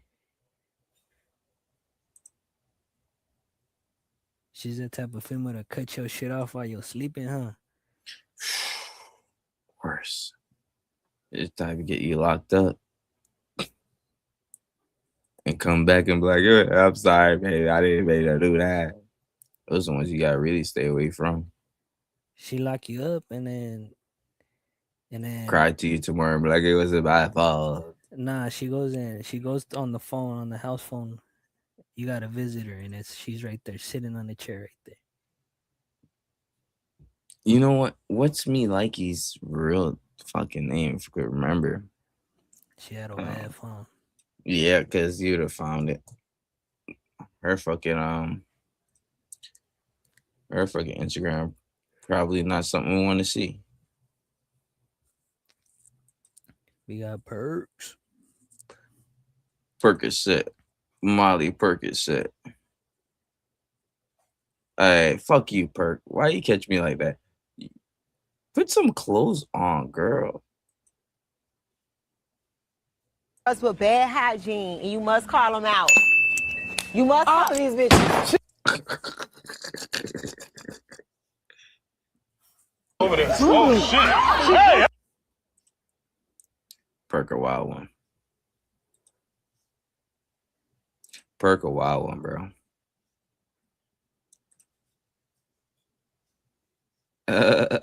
Oh, she outside with Pitbull, is she? She outside with Pitbull and shit?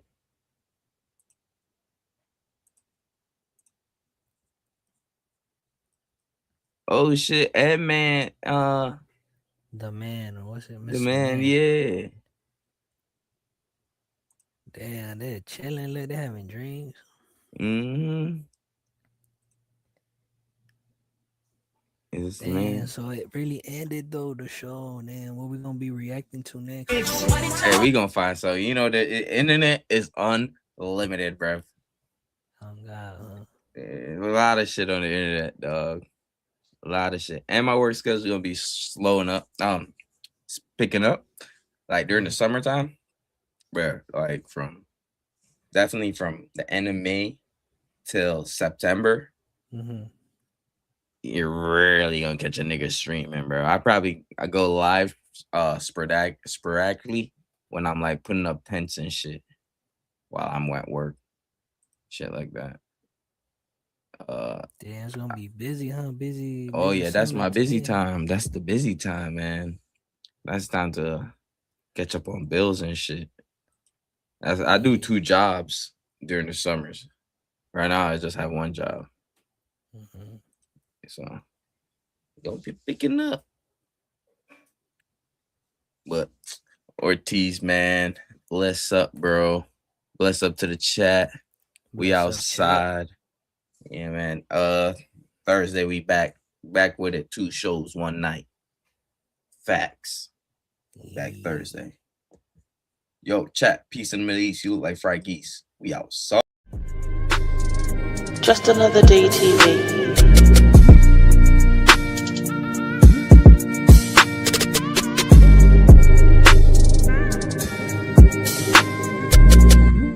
Just another day TV.